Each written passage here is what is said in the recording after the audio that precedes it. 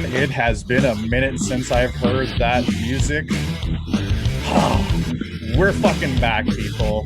This is Canadian Talkin Shop, and this is our Canada Day special. I'm just going to take in another second to just soak in that theme music.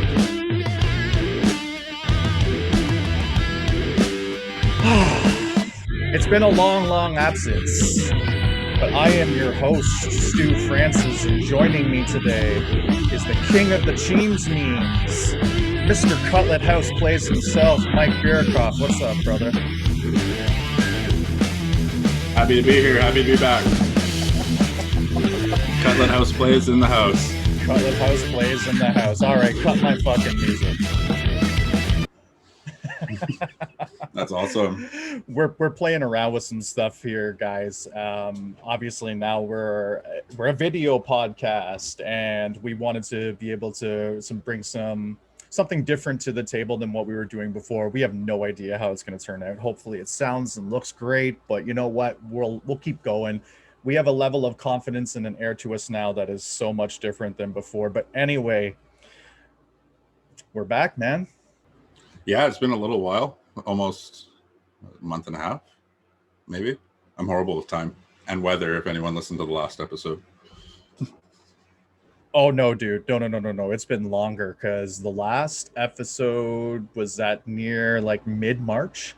I want to say about mid-March, and we're now this is our Canada Day special. So we're recording this on June 27th. But yeah, it's been a few months, dude. That's how fast fucking time flies.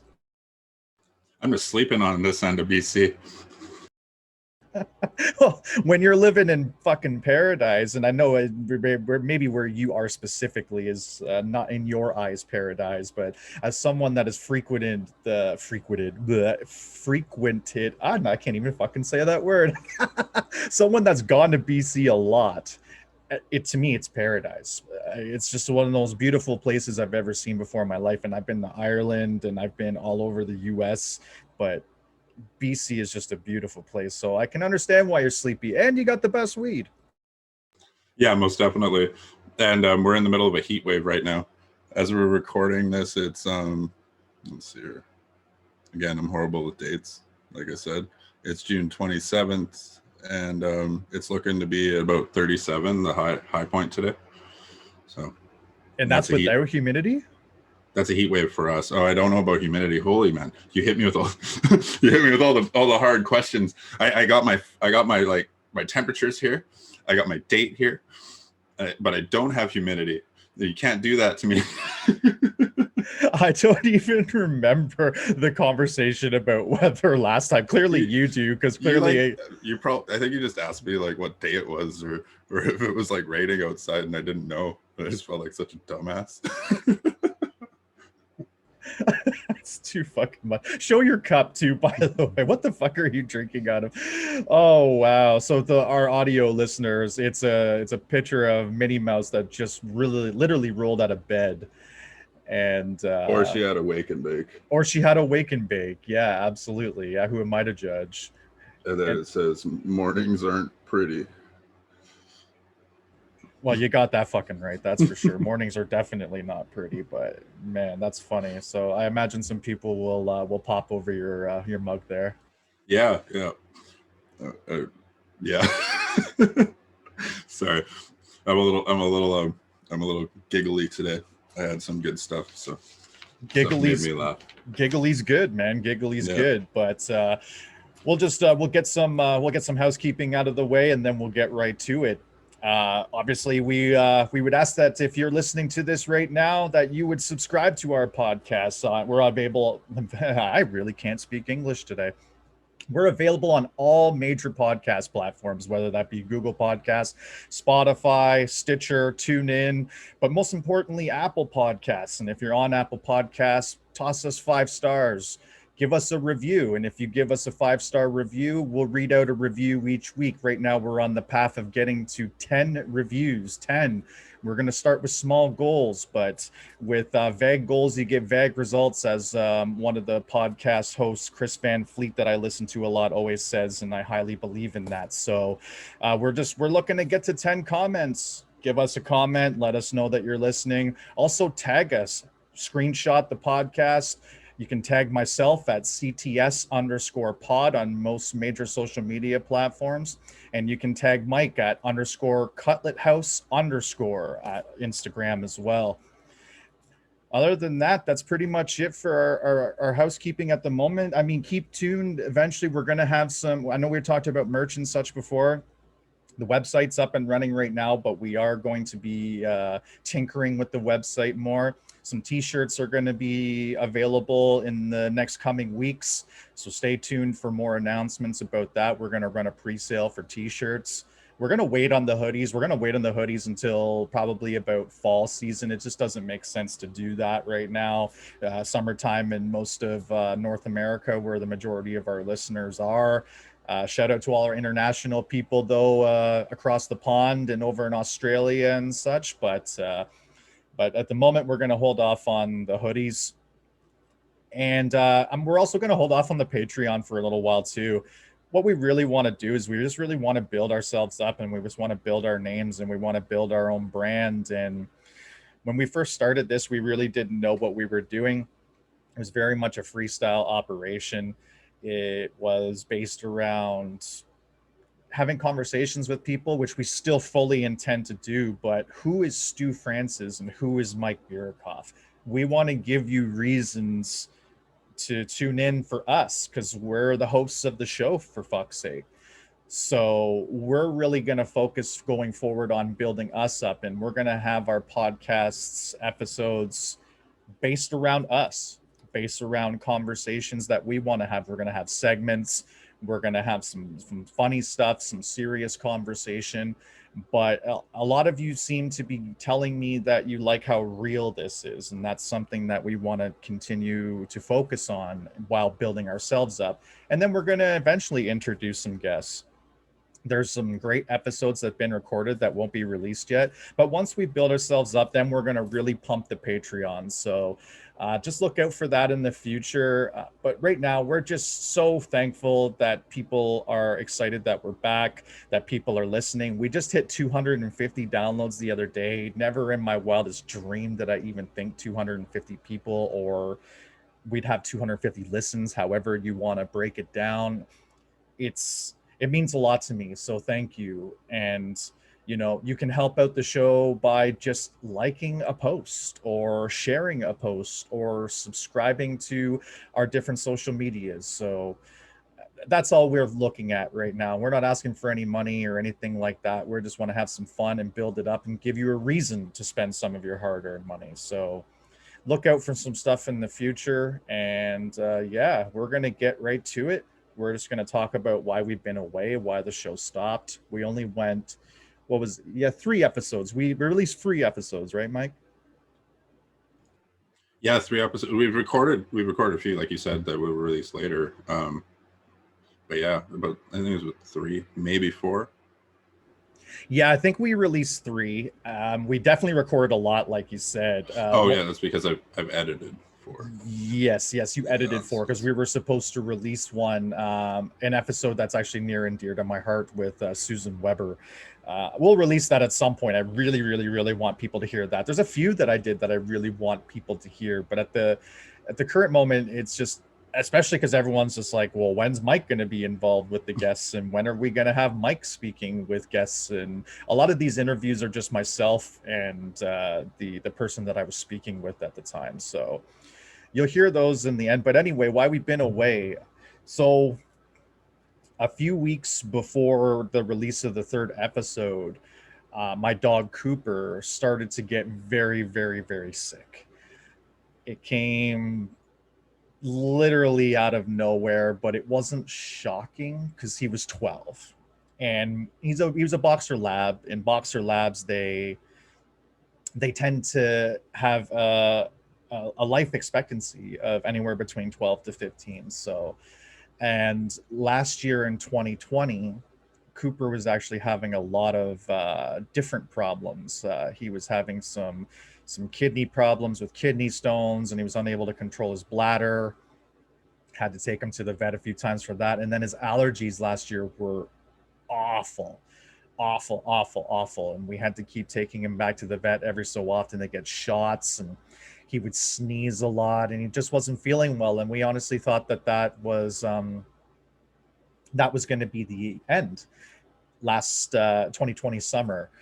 Thankfully enough, we had a date set actually for Cooper to go to sleep, and the vet said, you know, give me 2 more weeks under this certain treatment, and I think we can turn things around here. And Cooper was really struggling to get up to. Arthritis was starting to really set in, especially with his back legs, and we saw everything that was going on, and we thought, oh man. Even the nurse thought like it's possible, but she wasn't all the way sold, and none of us were really sold. And it was like the days leading up to the appointment that we set were just excruciating.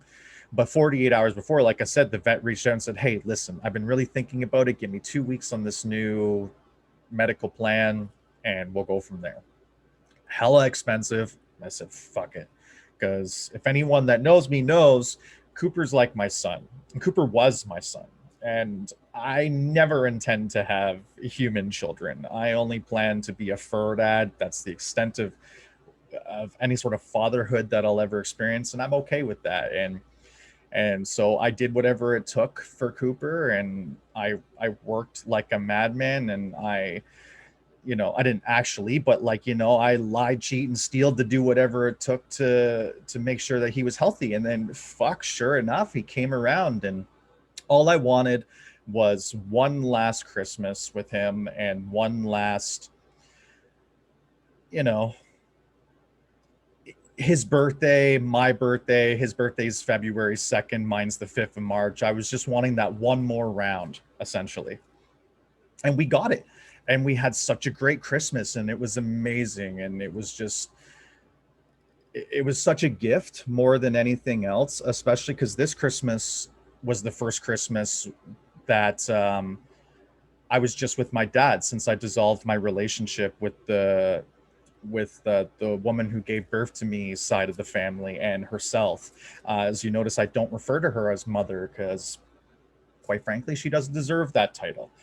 So it was a really difficult Christmas for me, but what really kept it together was knowing I had one more Christmas with Cooper and my dad. And these are the people that I love the most in life, and that's what mattered the most. So I was very, very blessed and very grateful to have that.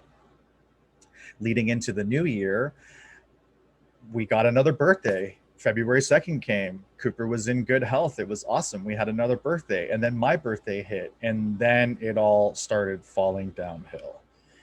And he started developing a cough, and the cough was getting worse and worse. And we found lumps underneath his throat and in his chest. It was so like, Mike, you could feel them. And just going back to it now, these memories, it's, man, that feeling was just awful. You just knew it was cancer at that point, and you knew time was ticking. So we brought him to the vet. I knew the deal. I knew it was time, and I just wanted the vet to do his due diligence and confirm to me what I already knew in my heart. Because when you know, you know. Sometimes you know a little too late. Sometimes you know right on time. I knew. The vet said to me, oh, we want to run a battery of tests and this and that, and we want to do like scans and this procedure and that procedure. I'm like, doc, no, I'm sorry. You know as well as I do that this dog has cancer. It's lymphoma. I'm not a vet, but I'm not stupid. I can tell the dog's coughing. He's hacking. There's lumps under his throat. He's developing a turkey neck. Like, everything's falling apart really quickly here. He's 12 years old. Don't try to milk me for the last little bit of money by doing all these procedures to tell me what we already know. He didn't like that, and we set a date, and because he's like, oh, then fine. The only option is that we're have to put the dog to sleep. And I said, thank you. And he made me feel really awful about making that decision. And then I spoke with the nurse after, and I'll never reveal the veterinarian clinic I have no intentions of throwing them under the bus, but those that know me know, and if you know, don't fucking go there. This doctor's a fucking asshole. But the nurse is an incredible woman, and I'll defend her till the end of day. I don't give a fuck what anybody says about her or lumps her in with him. No, she called me back not too much after and said, "You're right. It's lymphoma. There's no coming back on this, and you setting a date and you doing what's right is the best thing for Cooper and the best thing for you." And once that news came to light, I just didn't have it in me anymore to do anything, because from that moment on, my world stopped. And it became more important to me to spend every last moment with him possible. But I set the date a little too far. I should have probably even done it the day he went to the vet that day. But, you know, it's how do you say goodbye to the person that you love more than anything in this world? It's just hard, especially when you have to make the decision to have that happen. It's one of the most difficult decisions you can ever make in your life. And any animal owner or you know, even any family member who has a member of their family that's requested doctor assisted suicide, like, that's so fucking hard, because in this country doctor assisted suicide is legal, and it can happen under circumstances approved by doctors. But with but but with animals, it's no different to me. So I set the date out for 2 weeks because I had a lot of things I had going on with work, and I thought maybe, you know, I could just get a little more time in and everything will be okay. And all of a sudden, one evening, the night before he was supposed to go, and to kind of give more context, so the vet wouldn't allow me to come in with Cooper on his final day. He told me because of COVID, no dice, no one's allowed in here. I'm sorry.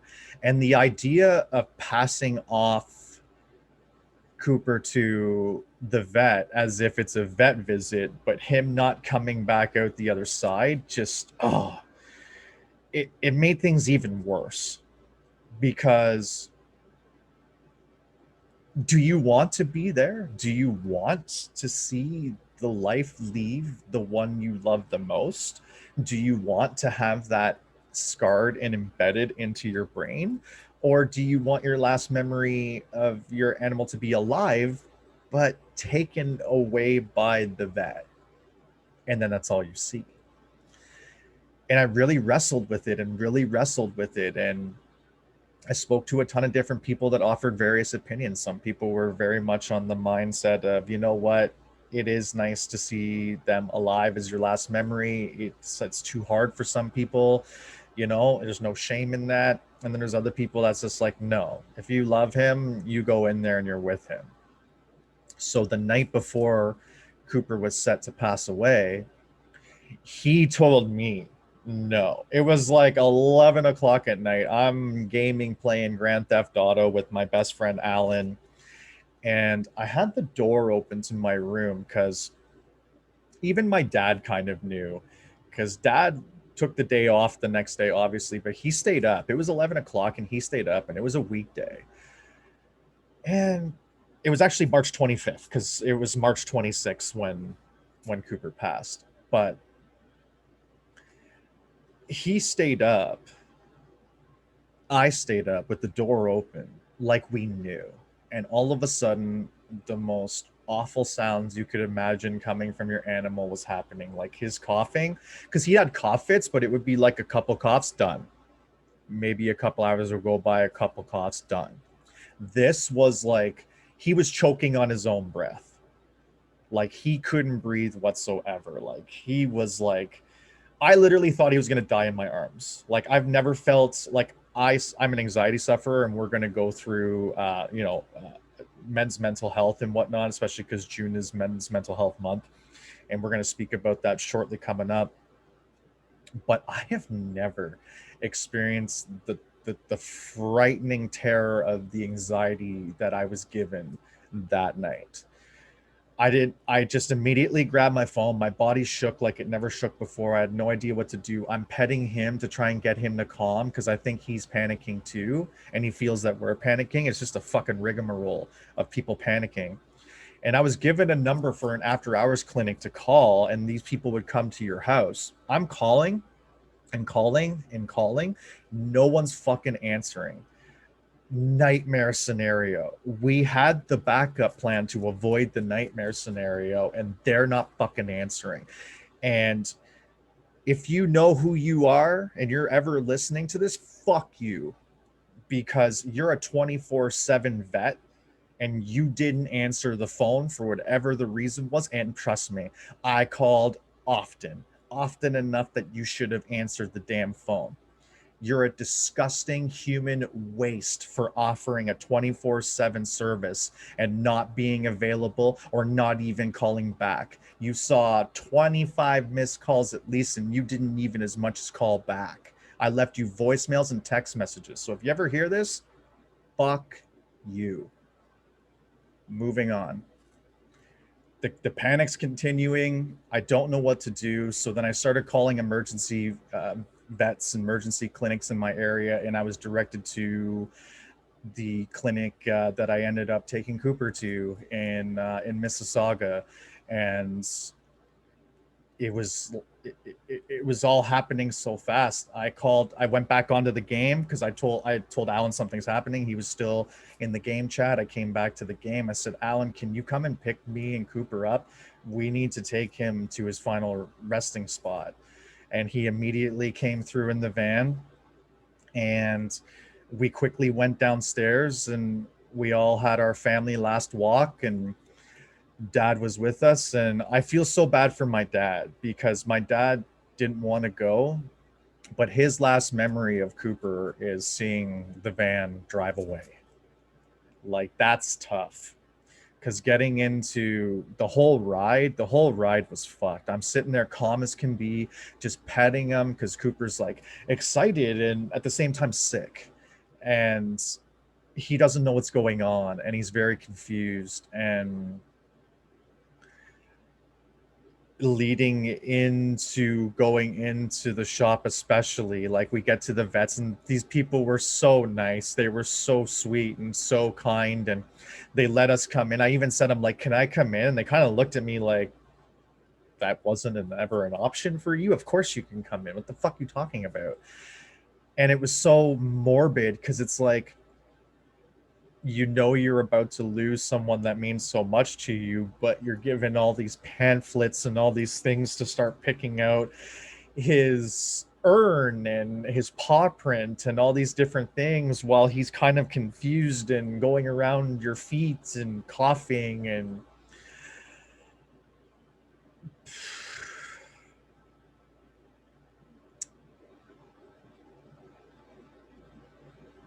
And then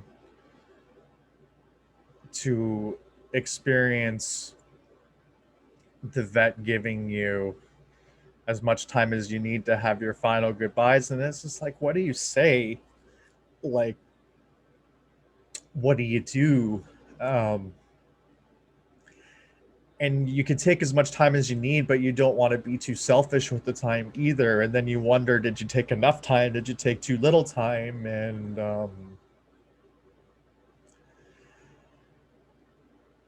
I just kneeled down, spent like 2 minutes with him and just held him really tight and just said, I'm so sorry, buddy. Like, I'm so sorry that this is happening. And I love you. And like, thank you for everything. Cause like, I don't know if people know, but Cooper was my light. Cooper was my light in some of the darkest times in my life. I got Cooper when I was, I'm bad with math. I'm sorry. I got him in like 2009 and 2010 or so. And I was at such a low point in my life. Like, I was dealing with substance abuse. I was living with one of my best friends, Jimmy. Shout out to Jimmy. Love you, buddy. And I I don't know how he put up with me, because I was just so low, and just going out and drinking every weekend and having one night stands and this and that, just trying to do anything to take a pain away. And then one day I'm just like, you know what? I want a dog. I've never had a dog. I want a dog. And I went on Kijiji, which is like a classified section in Canada for those international listeners wondering what the fuck Kijiji is. And I saw his ad, and I saw it posted several times for different various prices. There was like 350 and 300 and so on and so forth until it got to 100. So I had messaged the lady, and she told me what he was about, and said, I'm a single mom that just recently got, split up with my husband, and I'm living in a 1-bedroom apartment. I'm working 10-hour days. He's a 15-month-old dog with a lot of energy, and he spends most of his time in his kennel. It's just not fair to him. So I'm just looking for a proper home for him, but I just want someone to buy the kennel, because the kennel was $100. So I said, yeah, bring him on over and let's have a meeting, and we'll go from there, sort of thing. And I'll never forget it. He hopped out of the car and he ran right to me right away. And he did his thing where he like leans into you, and he leaned into me for dear life. I just passed the lady the $100 right there and said, yeah, we're good here. This dog stays with me. And she was okay with that. And we chatted for a little bit, and she said her goodbyes. And then that started my journey with him. And I didn't stay in Barrie that much longer after that. I ended up moving back home to Milton, where I introduced Cooper to my dad and brought him into our home. And then that's when we became a bigger family at that point. And my dad took to Cooper right away. Right away. He almost like took over in a way, which, you know what, I resented a lot for many years, but I look back on it in retrospect now, because I'm healthier and more sound mind. I was in no mind. Like, dad was on it. Dad like walked him every time he needed walked. And it's not that I didn't, it's just that he created such a regiment routine.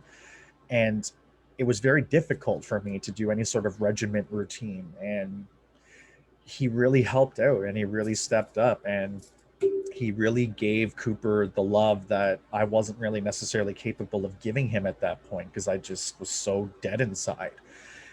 And I'm so thankful for that, because it did so many great things for my dad. It got him, like, because he has back problems and whatnot, and it got him out of the house more and walking and loosening his back up when he's not working, and so on and so forth. And they just created a bond that was very, very special. So how do you sum all that up in like 2 minutes when you're sitting there about to put your best friend and your first son to sleep?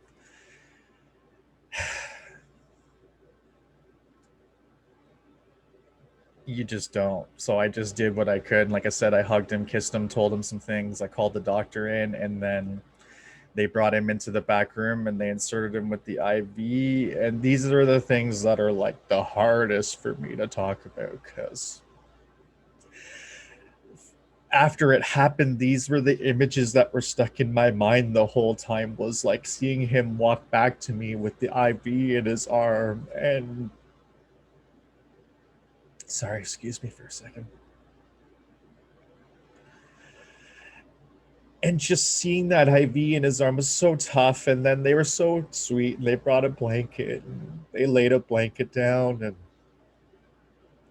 and then you just sat there and petted him while the vet walked you through what was going to happen.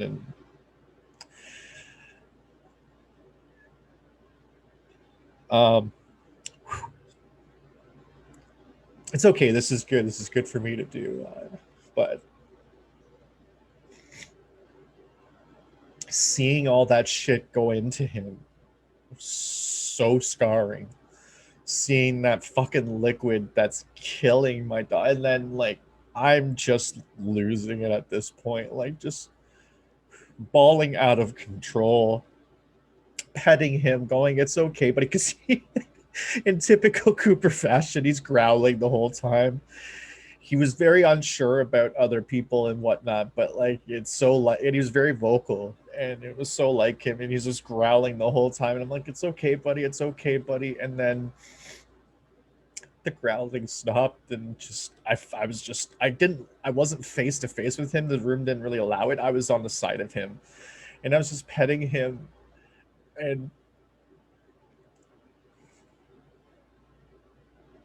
feeling that last breath go out of his body, and then almost feeling like his spirit go into mine.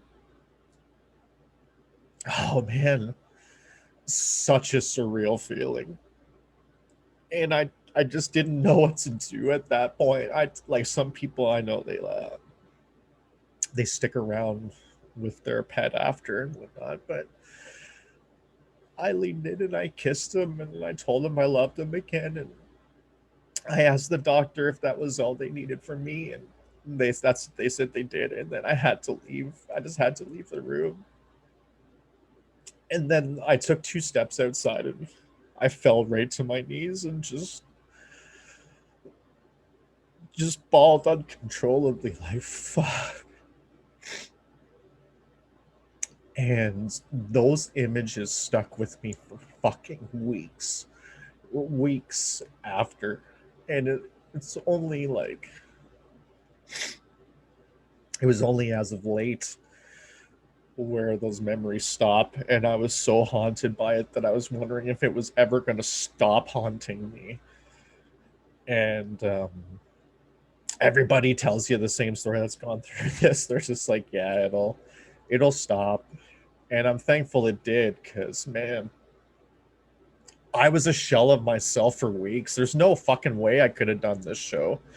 I have such a weird relationship with death, especially, but to have someone that close to me leave this world when I only got, I mean, I'm so blessed to have, it was like 10 and a half years I had with Cooper, and I'm so blessed to have that time with him. But it's like, it's not fucking fair. It's just not fucking fair. And yeah, I honestly didn't know if I was ever going to do this again. I honestly didn't know what the fuck I was on autopilot, man. I was on fucking autopilot. I would just go to work and I would just come home and I wouldn't really talk to anybody. I wouldn't really message anyone. And shout out to people like Leslie Cooper. You have such a great last name, by the way. And Alan, and I know I'm going to forget people, but Brad O'Brien, so many different people, yourself, so many people that were just so good to me during that process and so understanding. And you know, there'd be times where I wouldn't message you back for days and whatnot, and you know, to some people they would just turn their backs and take it personally. And the fact that the majority, and like I said, I know I'm forgetting names. I'm so emotional right now. I just can't think of any of the names off the top of mind, but I really appreciate everyone who supported me during that time. And shout outs to my work family. That was so great to me. And they did a really nice card for me. Excuse me. They did a really nice card for me, and they gave me some time off that I really desperately needed at that point, because I was doing stupid hours. And that's a whole story for another day. Just another day as a pot shop manager. But yeah, it was very, very difficult in the weeks and days after. But someone said something to me that really resonated with me. Shout out to Nina Hargrave in Australia. God, I can't tell you what you mean to me and how much I love and appreciate you. But she basically tiptoed around the line, and I'm paraphrasing at this point, was saying like, Cooper was your light for so long until he realized that you could be your own light. Once he realized you could be your own light, he felt like he could go peacefully at that point. He knew that you were safe and that you were good and that you could take care of yourself.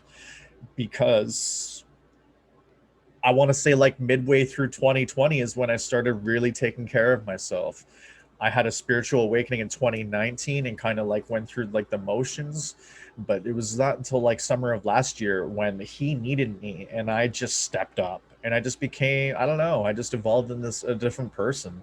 a different way of thinking, and it just carried on and snowballed and snowballed. And I have my career job now as a compliance manager in the cannabis industry, and I run my own store, and I'm committed to it, and I love doing it, and I go do it every day, and I don't complain about it. Well, I complain about aspects, but I mean, like, fuck, who doesn't complain about certain aspects of their job? But I love what I do. I finally found my vocation, and I found my purpose in life, and doing this podcast and having such wonderful, great relationships with people that mean so much to me. I finally felt like I've arrived. And then for him to go was even more gut wrenching, because it's like, fuck, I finally feel like I'm starting to live life, and now his is over. But when Nina told me that, it was really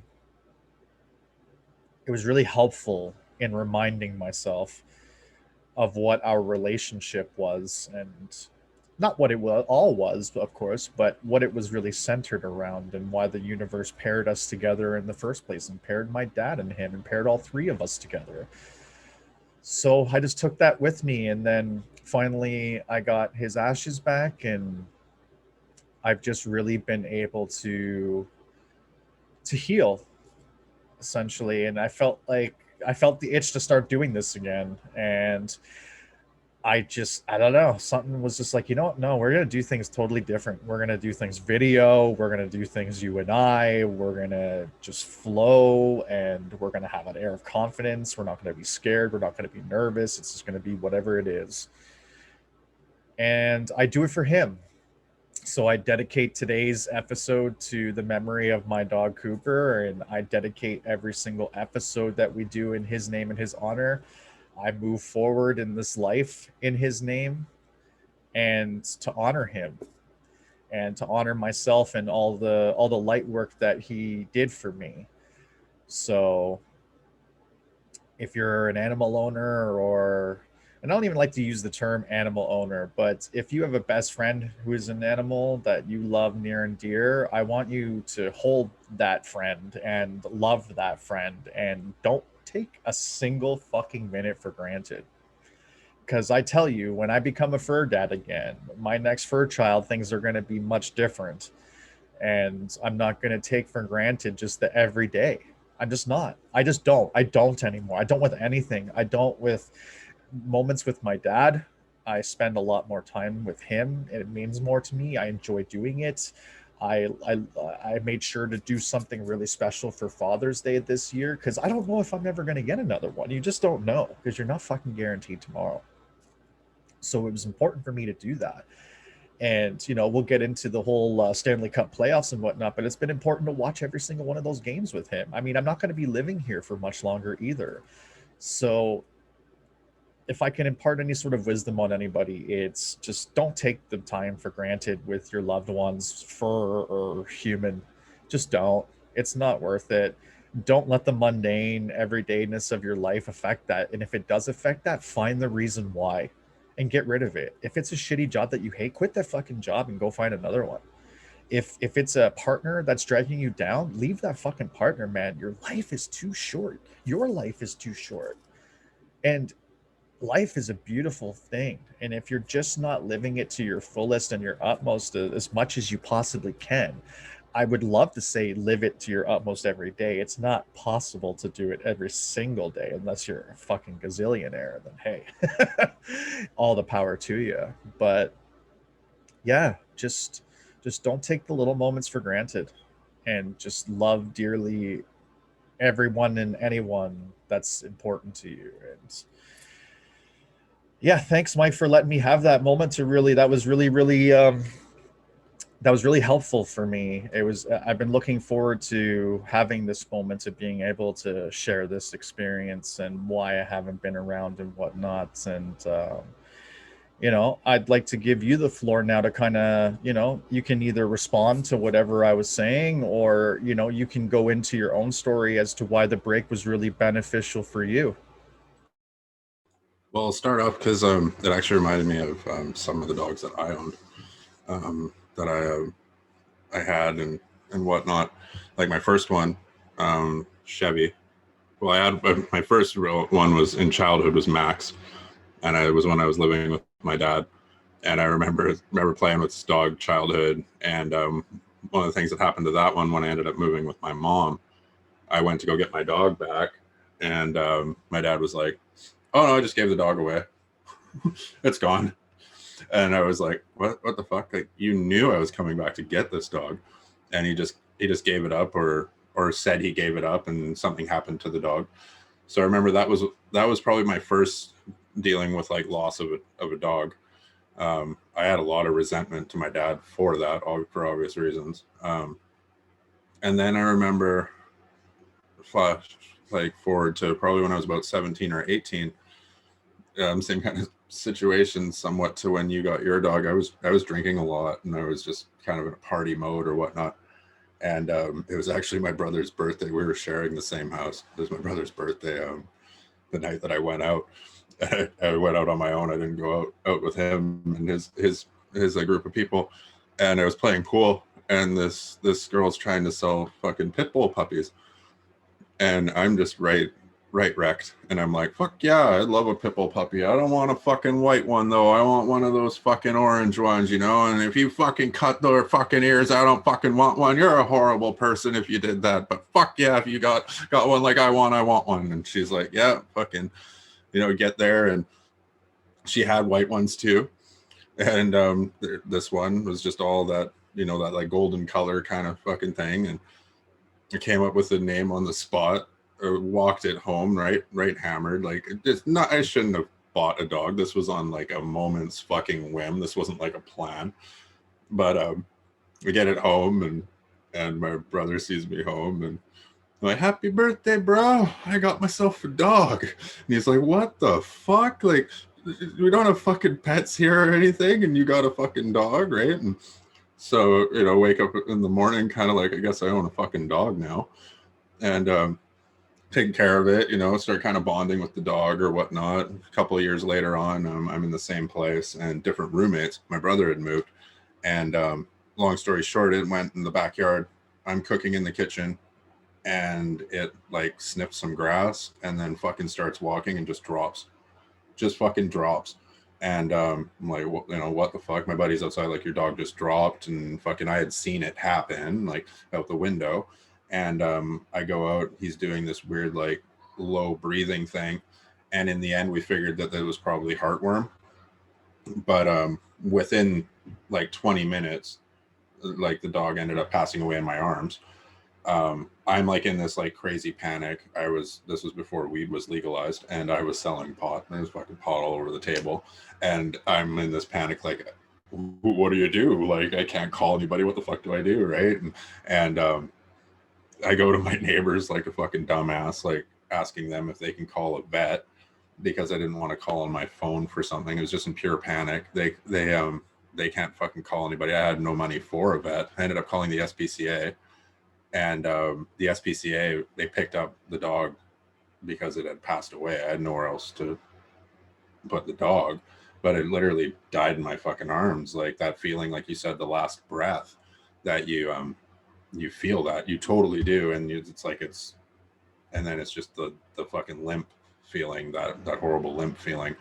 And then I go outside to meet the SPCA. They got a van, right? And it was the most coldest like feeling in my heart, because they open up the back of the van, and it's like dogs are normally in there, right? Like running around, whatever the fuck, like dog catcher van, I don't know. And I'm like, do I just put the dog down here? Like, it's going to slide around when you drive away.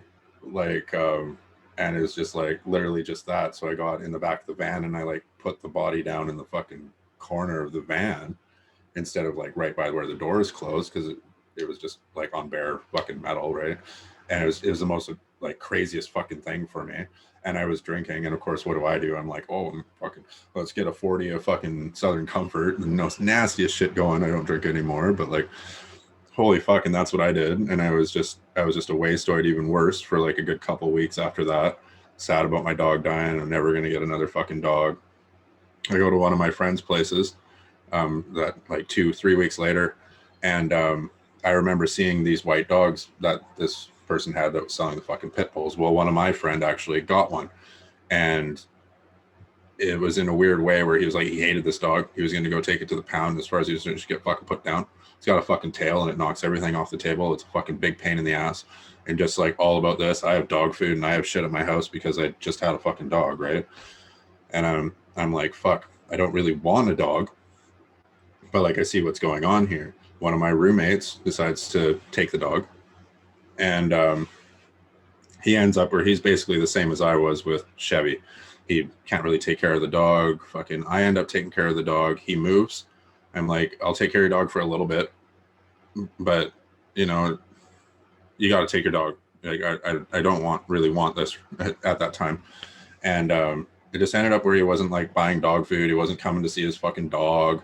And then, you know, so I get attached to this dog, right? Like, it's been in my house forever. Like, you can't be like, fucking dumb dog. Like, I don't want to talk to you. Like how can you, right? With any animal you see, you know, like, so we get an attachment or whatever. And then I'm basically like, okay, well, I don't fucking know, because like, is this my dog or fucking his dog? He's not doing anything about it. Like, and he came by.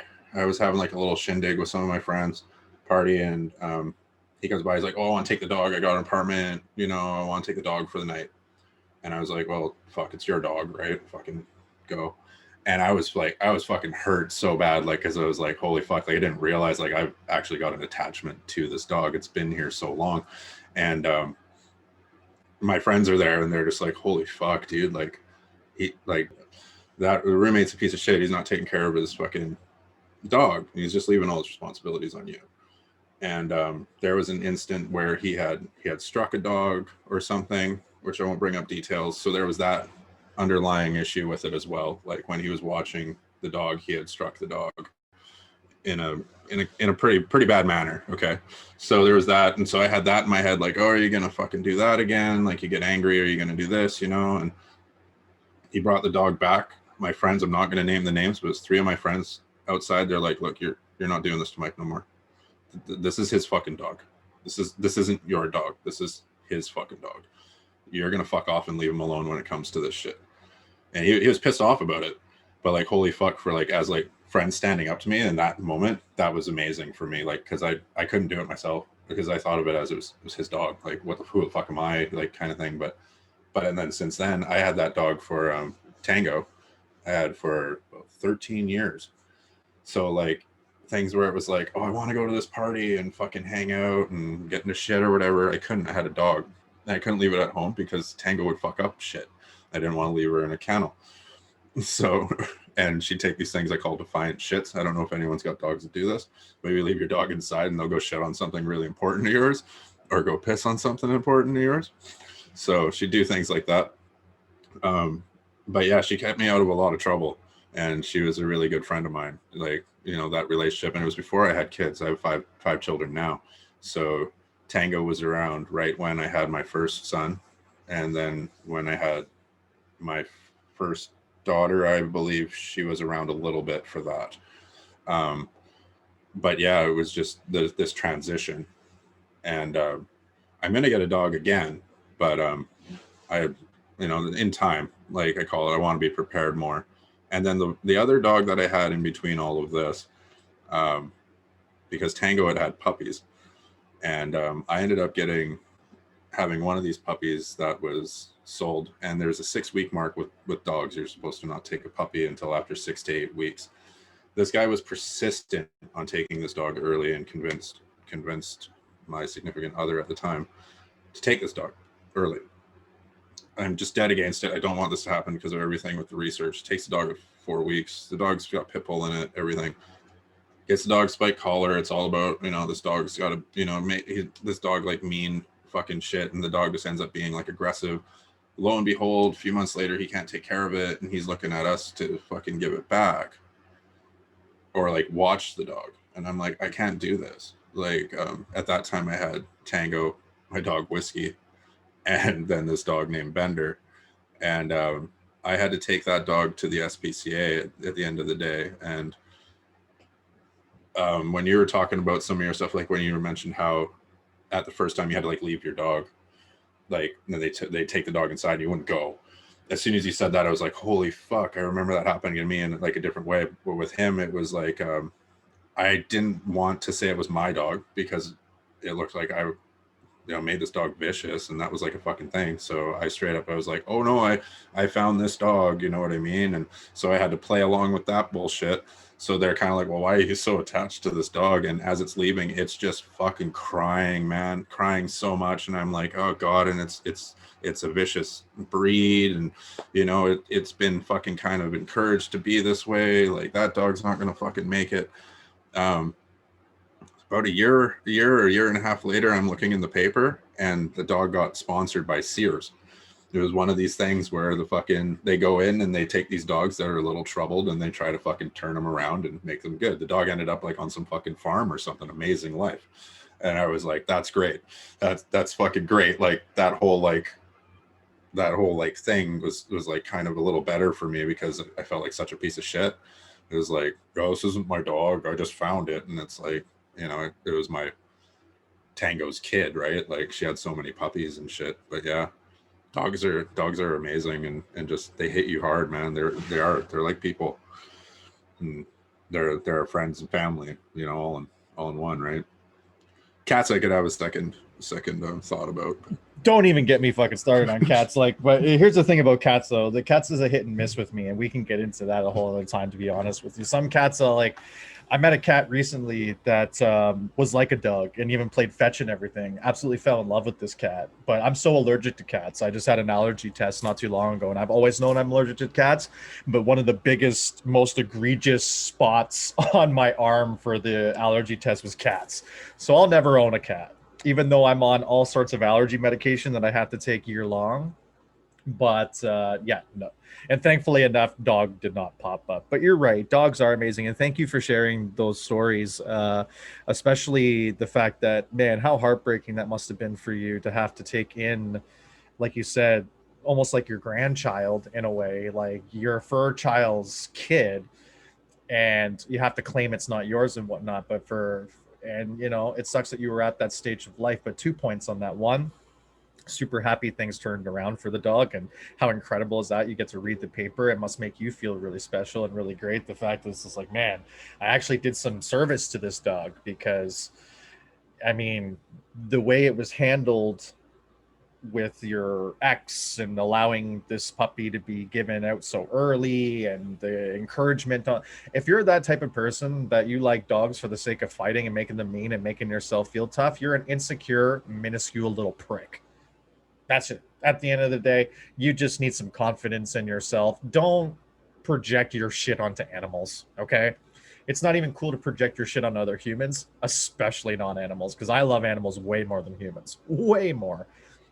The second point to that is that I'm glad you learned the lesson. And it's a lesson that I've learned too, that if you're not financially in a position to take on animals and whatnot, don't do it. Just don't do it. All you people that have gotten animals during the pandemic for something to pass by time, and then you realize the amount of work that it takes and money it takes just for you to give them up to a shelter, like, you're trash. You're just a trash human being, and that's just an awful thing. So I'm really thankful that you're taking those steps. But I got to ask you, considering that you are in the doggo universe for memes and run a very successful page that we've talked about ad nauseum here, Cutlet House Plays, for our new listeners, what type of dog are you going to get, bud? Oh yeah, it's going to be a Shiba Inu. Totally. Yeah, it has to be. It has to be. At first, our family was really into labs. We were really into labs. I wanted a golden lab. And then so then I started getting really into the Shiba Inu stuff, and I was like, come on, like, you guys want one? And they're like, no, I don't want one of these fucking dogs, right? And as the videos start playing more and stuff, we're thinking, if we had our way, when we get our place set up and everything, ready for a dog or whatnot, we'd want a black and a gold one. I didn't even know there was black Shiba Inus. Did I say that right? Shiba Inu? Or Shiba Inu, yeah. Okay. And then there's, I think there's Akita Inus. So Uncle Murphy is an Akita Inu, if I'm not mistaken. So like the big ones that are kind of like Huskies, and then there's like Akita Huskies. So you kind of get into that interbreeding there. But yeah, Shiba Inus apparently in World War II were almost extinct in Japan, so they consider them like a type of royalty. And I learned that about a week ago, which I thought was pretty cool. And they all come from a lineage of three families, because they were the three families that were left that they focused on breeding more. Interesting. Yeah, I'm Yeah, surprised that has just come to light for you as of recent, because you've been at this doggo meme universe for, just over a year. yeah, I was going to say just over a year. I was going to say a year and a half, but I didn't know if it was necessarily at the halfway point of the second year. But yeah, you've been at it for a while. So the fact that you just came across that information, I mean, it just shows to show you're always learning. Yeah, and like the Uncle Murphy dog, I didn't know where he was, and I found him a month or two ago, and it's he's Moja on Instagram, Moja. Oh, you found the actual dog. So Uncle Murphy dog. It's actually a girl. It's actually female. That's the funniest thing. So for those of you new listeners or people that are unaware, Mike, along with many other people in the doggo universe, they use this specific dog for the memes, and it's been given the moniker Uncle Murphy. So the fact that we're now finding out that it's a female dog named Uncle Murphy. We're getting so with cool. The times. We're getting with the times. Fuck you. That was so perfectly done. Well said. Because I was trying to think, I'm like, well, it's appropriate for today's standard, but you just... Oh man, that is hilarious. You got to send me the profile, because I'm actually kind of pissed that you haven't already. I thought you were already on it, to be honest. I'll tag you in one of his posts. Yeah, please do. That's so funny. Well, so Uncle Aunt Murphy then, I guess. Do you have any plans to incorporate this? I know you haven't really been doing, because you were doing a segments on YouTube with the Uncle Murphy stuff, and you kind of had like a show going on, and it was through memes. So it'd be like live action memes essentially. Do you have any plans when you get back to doing it where you're going to reveal that Uncle Murphy wasn't a dude all along? Because that'll be very interesting for your story plot. Yeah, that would be a good one. Right now, I've been focused on a few other things, like just kind of taking it easy, because it was every Monday I was banging them out, right? Yeah. And I do have a few people that like they really like the story and whatnot. But there's some other ideas I came up with that I want to just slowly work on, like Doggo Survivor, where they're all a character in the Survivor series.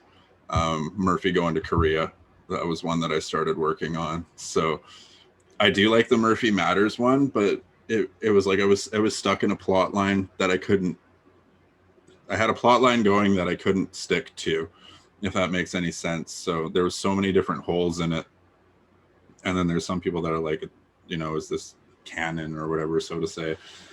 And I probably went, no, I want to do what I want. Like if I'm editing a show, it's like if I want it to have something else, I just want to put it out there. And sticking to a storyline, it's not that I don't like it, it's just sometimes I feel like I'm kind of trapped, if that makes any sense. Yeah, like creatively trapped. It's like you're like you don't want to expand further in a different direction, even though your instinct is like, man, I have some great ideas, but it just, where's the transition to put these ideas into place? Yeah, exactly. Right? And that's a hard thing to do, but I'm in my head picturing, because to describe Murphy in a really, really layman's term type of way, he's very blue-blooded Americano, not overly intelligent, and the world's kind of passed him by.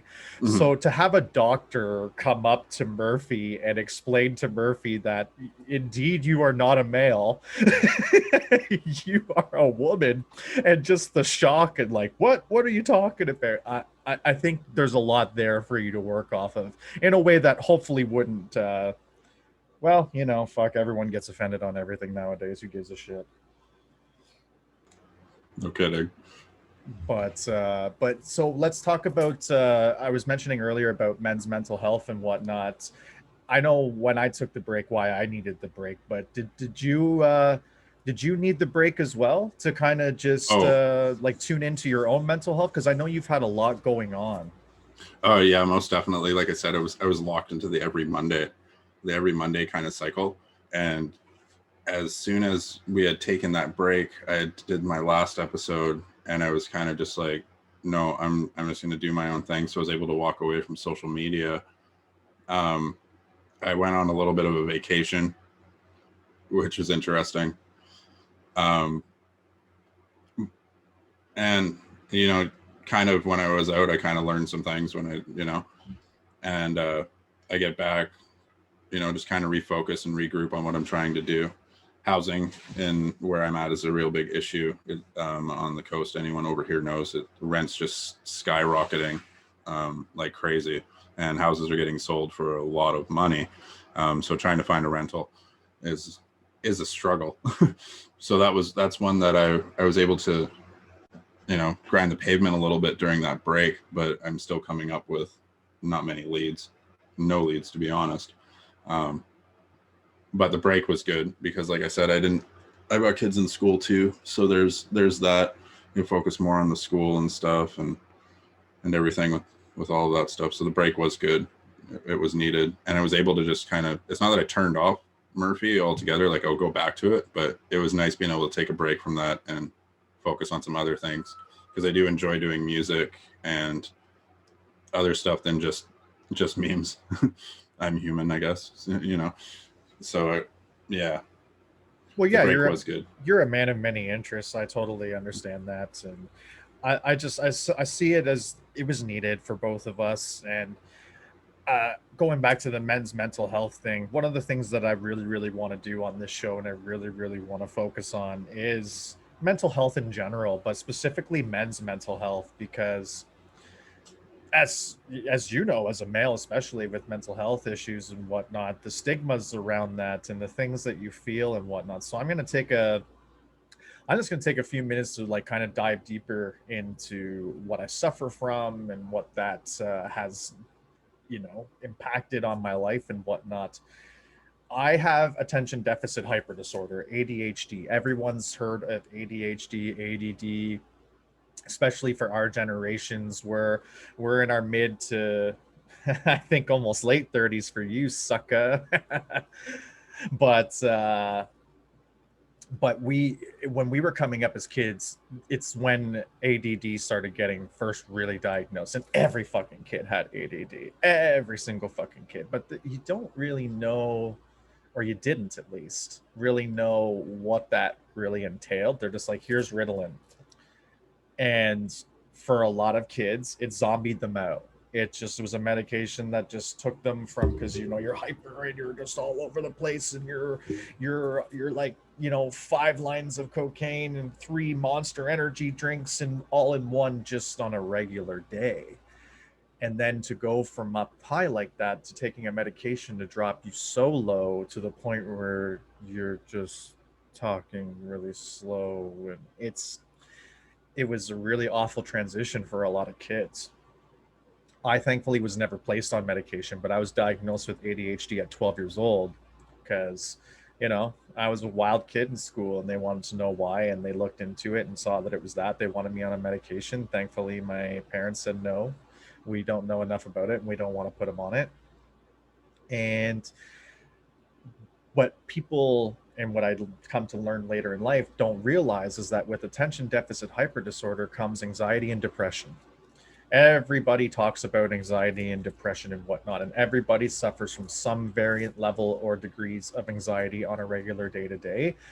And when you have attention deficit hyper disorder, like I said, imagine drinking 8 cups of coffee and slamming that back with a bunch of Red Bulls, and that's how you run on an everyday basis. So when your anxiety is going, it's because you're nonstop going a million fucking miles an hour. You want to move your body, you want to move your hands. That's why a lot of people like myself, we use our hands a lot when we speak or to articulate things, because it's a part of the game. It's part of just the motion and movement. A lot of us like to smoke and whatnot because we get the oral fixation, plus we get the whole mouth movement and with your hands and all that stuff. And it's it really really wears on you, and it's really hard to kind of come down naturally on your own. But when I was able to learn those things, I was able to understand why I was running at 1,000,000 miles an hour every day, and I was able to understand that when my depression kicked in, why I would go negative 1,000,000 miles an hour, and why I'd be the polar opposite of myself. And honestly, it's a journey that I'll experience till my end of days, because I don't believe in the pharmaceutical medications. I don't believe in pharmaceuticals if I can help it. I am a realist. I understand that I have to take some pharmaceuticals. I suffer from GERD, and in layman's terms, it's basically acid reflux disease. And I take medication for that every single day. It's a pharmaceutical. I take allergy medication that I've alluded to earlier, all pharmaceuticals. So I'd be a hypocrite to say that I hate all pharmaceuticals. It's just if I can avoid certain pharmaceuticals, I will. Pain medication especially. Getting into the litany of health issues, I have degenerative disc disease too, and they actually want me to take certain types of opiate style painkillers. And you can allude to this too, as someone that has the irritable bowel, no, not irritable bowel syndrome, sorry, chime in and tell Crohn's. Yes, thank you, Crohn's. And they're often trying to force those type of medications onto you as well, and you're always resisting as well, and for good reason. And I'm in the same boat. I just won't do it. So when you start to learn to find ways to handle your anxiety and depression different, well, how do you do that? I'm going to tell you right now, exercise is one of the best things you can do. Exercise helps so much, especially when you're high, high energy ADHD.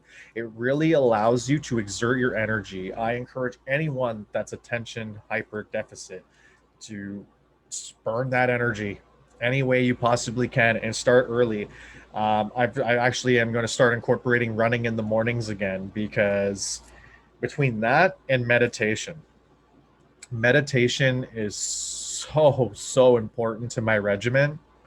It allows me to take 10 to 15 minutes out of my day to just turn things off. And I find it incredibly challenging to do it on my own. So I do guided meditations with headphones, the whole rigmarole. Man, it helped change my life in so many different ways. But so is spirituality too. And just having, I believe in the universe, and I believe that things don't just happen in a happy coincidence. Things happen for a reason, and things are destined to happen the reason why they do. So I lean really into that in the metaphysical. You created a meme that said how Stu deals with depression, and it shows energy crystals or healing crystals or just crystals, however you want to refer them as. And then your side was a picture of Cheems and the doggo memes, because that's another important thing too, is that like find your smile, find a way to laugh, find a way to entertain yourself. If you can do all these, I know it's so much, but if you can start with even just one of them, one thing, it helps so much. And Mike, you've experienced a lot of different things, and you have your own path and your own journey too. What really helps you get through those difficult times, and what sort of things do you encounter on a day-to-day basis that people can relate to? So like I'll wake up in the morning and I'll have sometimes I'll be, you get the sadness for no reason. I've dealt with depression for a lot of different reasons. Like I left my dad when I was 10 years old, and just moved. So there's always like a little bit of that disconnection with my father. That was the last time I had seen him. So that one's just something that kind of, it always just kind of sticks around. And the way to deal with that is just try to think of the positive that you have in your life. Like I have 5 children, I have an amazing wife. And just thinking of positives, days that I'm just really down and it's like I can't cheer out. The Cheems thing, I kid you not, like that dog makes me laugh all the time. Like just the dumbest things when it comes to memes. Like they have memes that say, memes cure depression. I believe that in a small sense, not necessarily like you're going to be cured if you look at memes all day, but you'll definitely cheer up. Like I don't, I'd say try that for sure. I also too, like with the dog community, so to say, like, the dog community, there's a lot of different groups that make the same memes as me with the same dog. And, we'll converse in chats with each other and whatnot. And, sometimes there'll be someone in one of these chat groups that are like, yeah, I'm just having a fucking shit day. And then, you send them some memes. It's like, you're a king, you're an amazing person. You got nothing to worry about. Like, you're here for a reason, you have a purpose. And it brightens that person's day. And then, these memes all go around. So like, you'll be looking and you'll see a meme that has the same kind of thing. And you take that and it's like, you're right. I am an amazing person. I got this shit today. Like, I can get through it. And anxiety, I've dealt with anxiety a lot in my life just for random reasons. Like I deal with panic attacks, never really knowing why. I guess the way to describe it was kind of like how the Sopranos guy would have panic attacks just randomly out of fucking nowhere. Like, one of the ones I remember the most was I was making a peanut butter sandwich. And I just had this intense fucking panic attack, and I had no idea why. Nothing was wrong. It almost seems like I have them when everything's like perfect and everything's fine. Sometimes I seem to function a bit better with a little bit of chaos because it's not controlled, I guess. I don't know if that makes any sense, but yeah, depression and anxiety, I've dealt with it before, and I still deal with it to this day. I was on some prescription medication for it. When it came to anxiety, I think I said in a previous episode, and I was dealing with depression, but I went to the doctor and it was just like, look, liquor store's across the street. I'm dealing with depression. If you can't help me, I'm going to go there. And then they gave me this fucking medication. And I remember I was on that for about a year, and I was having these weird things. The only way I could describe it was like someone was setting off a shock in my brain randomly. I'd be, having my day or whatever, and then all of a sudden it was like a fucking like weird like zap feeling, like electricity was like on the inside of my brain. And I'd have these weird ass fucking like images, like someone had like a picture card book and there were like pictures of all these different this shit just going through my head. And I remember the one night I was going off with my wife. I was like, I'm just going to tell you all these pictures that are coming through my head right now. And I went off for like 5 minutes, like apple, car, boat, water, fucking mountain, and all these different things just like going through. And I was like, I can't handle this shit anymore. I tapered off of it, and I haven't done like an antidepressant ever since then. And so I try to focus a bit more on natural. The opioid stuff, I was on that for pain for about 2 years. I weaned myself off of that and focused. I was using kratom for a little while to get off of that, which I find is a good help. But I haven't used that or the opioid for about 2 months, which has been good. And I've been taking psilocybins a little bit for that, which has helped just like for stress relief, which I find is really good. If you can have a safe place and take some psilocybins and just kind of do your own thing, it works really well for me. And I'm considering the microdose factor of it because I find that the psilocybins have been helping. And I do want to go a little bit more into the microdosing aspect of it, but I haven't yet. So it does help. Cannabis helps too, but everyone's kind of doing that when you think about it, I guess. So. Well, I sure fucking hope so. It helps my business out if people do, that's for sure. I won't tell you where I work, but hell, if you can come find me, come get your medicine from your boy. But I'm a firm believer in that too. Psilocybin or cannabis, I do the microdosing, and the microdosing has actually been extremely helpful for me. It's something that I'm unfortunately not consistent with. Finding consistency in a balanced schedule for me is very, very difficult. And it's something that I'm improving and I'm getting better at. And that's one thing I really have to encourage our listeners and viewers.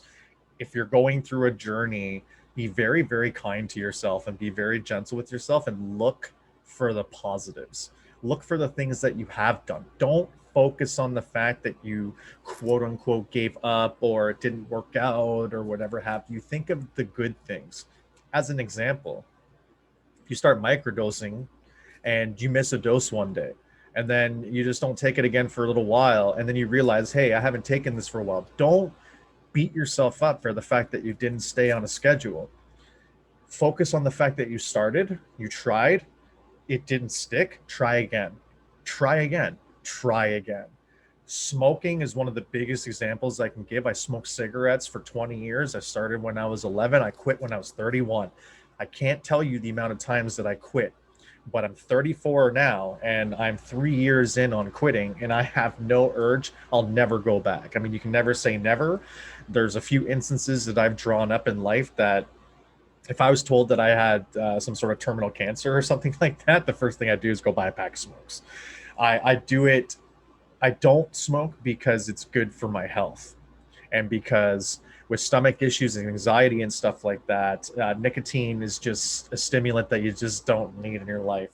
Believe you me. And it changed my life so much. So if you can just focus on your little victories, I'm going through them. I've gone on exercise routines where I eat so clean, exercise 5 times a week, this, and that, and I fell off and then beat myself up over it. And then I just don't go back and do it. Whereas now I'm not hard on myself so often. I forgive myself and I try again. I get up and I try again. Rather than just getting hit and staying down, I'm getting up and I'm trying and trying and trying and trying until it sticks. So that's something that I definitely want to recommend to anyone is just don't give up. Just keep on fighting. And at the same time, I just want to point out that we're not medical professionals whatsoever, and definitely do some research on your own, take some notes, but you know, like the don't try this at home kind of comes into play here as well.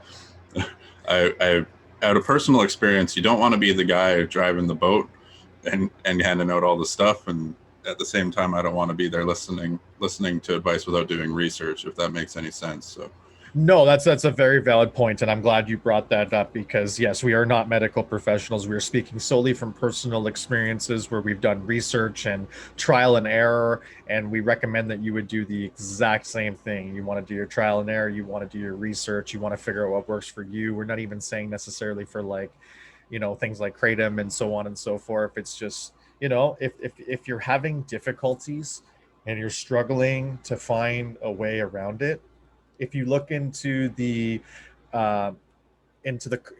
what's the section called where all of our stuff is, all our links and all that? Bio? No, like on Spotify and stuff like that, you'll see in the description. If you go to the description, and you don't even have to edit that out, whatever. I'm a human being.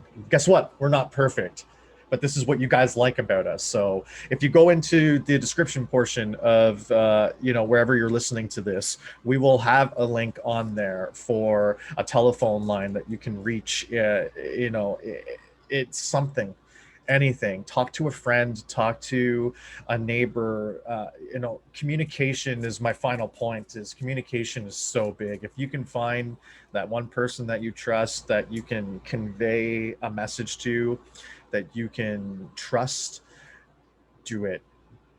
Especially for us men, we're programmed to not be emotional or to be masculine and macho and, you know, swallow your feel. It's all bullshit. It's all bullshit. There's nothing wrong with embracing any of your femininity, because guess what? We all have masculine and feminine energy. If you suppress anything that's natural about yourself, it's going to regurgitate out in ways that are not friendly. So just be you, be unapologetically you, whatever that is. I mean, as a male wearing, you know, healing beads and bracelets and stuff like that, it some dudes look at me and they think, oh, you know, that's not a dude. Fuck those people, man. I don't give a damn about those people. I wear a rose quartz necklace on me all the time, and it's like a symbol of love and healing and trust, and that it frightens some dudes. Don't be that guy. Just embrace who you are. Don't think on things on a level of male and female, because when you start doing that, you start falling into stereotypes. And one of the biggest stereotypes with men especially is not communicating and not talking about their feelings and not being emotional beings. And the more you suppress, the worse it gets. It leads, like, especially with anger, a lot of dudes can relate to anger. The more you keep shit in, the angrier you can get. And then when that anger explodes, you make dumb decisions and leads to dumb things. So just really embrace who you are as a person. Find who you are as a person. Communicate, talk to somebody, let your feelings out, be emotional. It's okay. It's 2021. It's not 1971. We can be okay. I was tearing up talking about Cooper on film. That's not going to be edited. I don't care. I put that out there for the world to see because it's okay. It's okay. But Mike, I'm just taking your idea for a meme there, because you said I won't edit this out either, because this happens to me all the time where I just kind of do this. You're like, you said it's not 1979, right? 1971 to be specific. 1971. Is there a reason it's specific, or just No, it was random? Okay. It's random. I'm just being a dick and just fucking correcting you for no reason. That's a perfect Cheems meme for depression. Because you got 1971 Cheems just crying and being judged by all these like old time people, and then 2021, we accept you, Cheems, you're all good. Just talk about what you want. We're here for you. See, there you go, and that's a perfect message to send out there. And I'll actually, when you create that meme, I'll share that. Yeah, I'll put it out there for sure for everyone to see. Yeah, and I'll share it on my page too as a way of kind of hyping up this portion of the conversation. But Mike, considering we just spoke about healing crystals and you have been so interested in this stuff, you hide it from me, you pretend like you're not interested, but you're always asking questions, and I know you are wondering where you can get some for yourself. Well, what a better time than to transition to our first official sponsor of the podcast, and that's Spiritual Imprints. Founded by Susan Weber, whom is a spiritual artist, intuitive guide, teacher, healer, and nature lover, has brought to all of us an online shop that can truly leave a spiritual imprint on your life. Go to spiritual-imprints.com today and choose from so many items such as candles, crystals and gemstones, incense, herbs, jewelry, and even subscription boxes. That's right, Mike, subscription boxes. You want to start off your new collection? Look no further than the subscription boxes. And there are 3 different options for your subscription boxes, such as Spirit Box, Sacred Sabbath Box, or a Crystal Club subscription box. Mike, I personally recommend that one for you. That'll really get your Crystal Club going. I personally get the Spirit Box each month, and you would not believe the goodies you get every single month. Again, head to spiritual-imprints.com. And because Susan wants to bless the CTS family today, she's offering you listeners a 15% off code. That's right. Redeem this by entering CTS15. Again, that is CTS15 at checkout to receive 15% off your order. Terms apply. Subscription boxes excluded. See the website for details. Spiritual Imprints. I'm more of a candle guy myself. Yeah, you're more of a candle guy? Well, then good. There's all sorts of candles there for you. Hell, there's even candles with gemstones even in them. Actually, I bought one myself because she just so happened to be selling candles, and one of the candles was healing grief, and it was the last one she had. And I'm like, oh, fuck, well, I got to get this. And I looked inside. I'm like, there's fucking crystals in this. I'm like, am I supposed to light this with the crystals inside?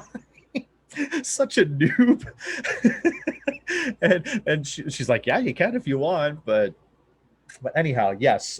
So yeah, head to Spiritual Imprints, people. My whole, I say 95% of all of my stuff that I have, everything that was on my wrist that I've shown you. I have 2 altars. My whole entire room is completely covered in Spiritual Imprint stuff. So to say that she's had an imprint on me is is totally factual. But at this point, Mike, we were going to talk about what's going on in Canada right now, but I feel like it's such a good energy conversation that we're having right now that I'm going to leave this for the next episode. But what I do want to do is I just want to recognize the fact that our Indigenous communities in Canada are really going through a very emotional time right now, a very tough time right now. And we here at the Canadian Talkin Shop podcast, we are thinking about you right now, and it's very unfortunate what has happened in this country. And in the spirit of just being there to just it's just not the time. We honestly were going to share kind of our thoughts and whatnot, and it's just not the time. I'm just not feeling like this is the appropriate time to do that. Not that anything that we had to say was wildly controversial or anything like that, but if any of our Indigenous listeners are currently tuning in right now, just know that we're thinking about you right now, and we're hoping that finally, finally, something starts to happen. And we'll go into it a little deeper on next week's episode, but we're here hoping that some shit actually finally fucking changes, because it's very disappointing to me, and it really pisses me off that this is only becoming an emotional, touchy subject in 2021. This shit should have been solved and dealt with a long time ago. And not only is there issues with the past, but if you think that there's not still issues going on now, the way we treat Indigenous people in this country now, and the amount of resources that we don't offer Indigenous people in this country right now, and the way we like there's like no clean running water in some reservations in this country. How fucked up is that? A country like Canada, with some of the most beautiful bodies of water and some of the most bodies of water in a country, if not the most, we can't get clean running water to these communities. So anyway, we have a long way to go, and we're gonna transition into another segment. Mike, if you have any comments that you want to add to that, go for it. Yeah, I just hope something comes out of it, and it doesn't just like how it's been in the past, where it gets ignored by like the government and whatnot. And I hope that there's actually, like, I'm trying to think of what the word, some closure to this, I call it, you know what I mean? Like it's a major event that happened and it was hidden. We need to know what's going on. We need closure for the families. Absolutely. Definitely need closure for the families, and we need to start working on the future, and we need to start doing better now. So that's all we're going to say about that for the moment. We're going to actually transition into a new segment here on the Canadian Talkin Shop podcast. One of Mike's specialties, as we've talked about, is memes. So we're going to do some meme reviews. Mike's going to pick 3 memes, and I have not seen these memes yet. These memes will be presented to me for the first time to bring a natural reaction. So if you guys are listening out there on Spotify or Apple Podcasts, and you're really wanting to know what these memes are, head on over to YouTube. Check us out on YouTube in our video version. This is incentive, people. This is incentive for you to go to the video version. So Mike, I know you're just kind of getting things together there. I'll let you take the wheel. Ready. Let's see what we got here for the first one.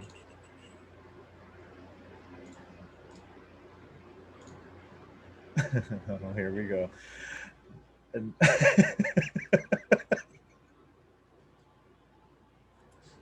I don't even. What?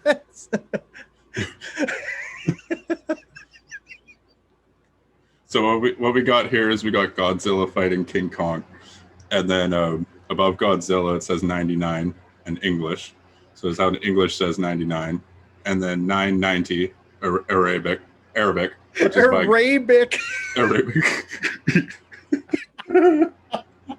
No disrespect to our Arabic brothers or Arab brothers and sisters, sorry, but Arabic. Lawrence of Arabia. What language do you speak? Arabic.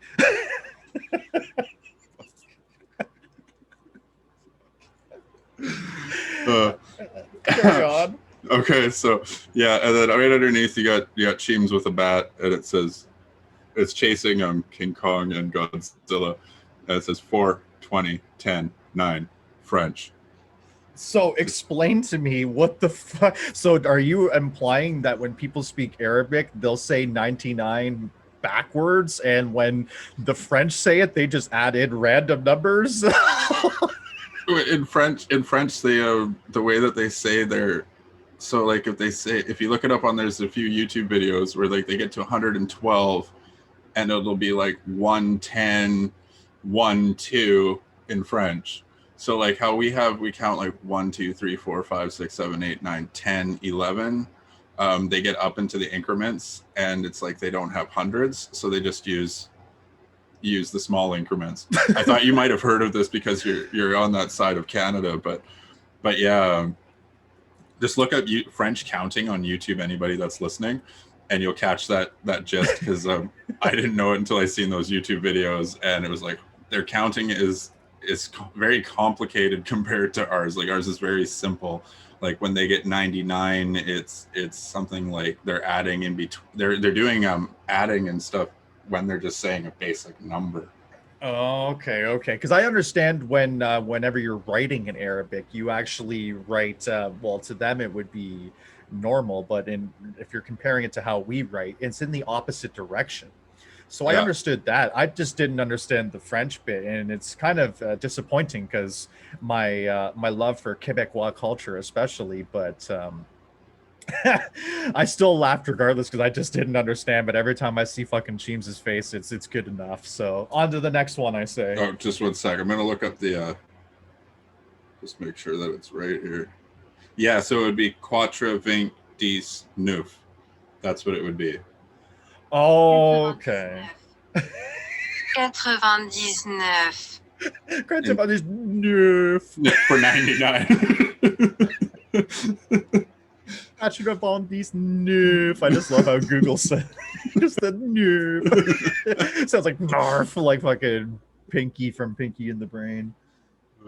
Yeah, Animaniacs was a classic. That was a classic. All right, let's go to the next one. Me.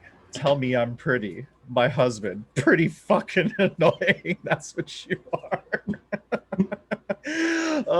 So I mean, I pretty much read that one out, but go ahead, Mike, give it the description. So if anyone's watched the Witcher series, which I played the Witcher game, but I haven't seen the series, you've got his like companion standing there with his hands on his hips and says, "Me, tell me I'm pretty," and he's in the bath looking with a really, really evilish glare, and it says, "My husband," and he's pretty fucking annoying. That's what you are.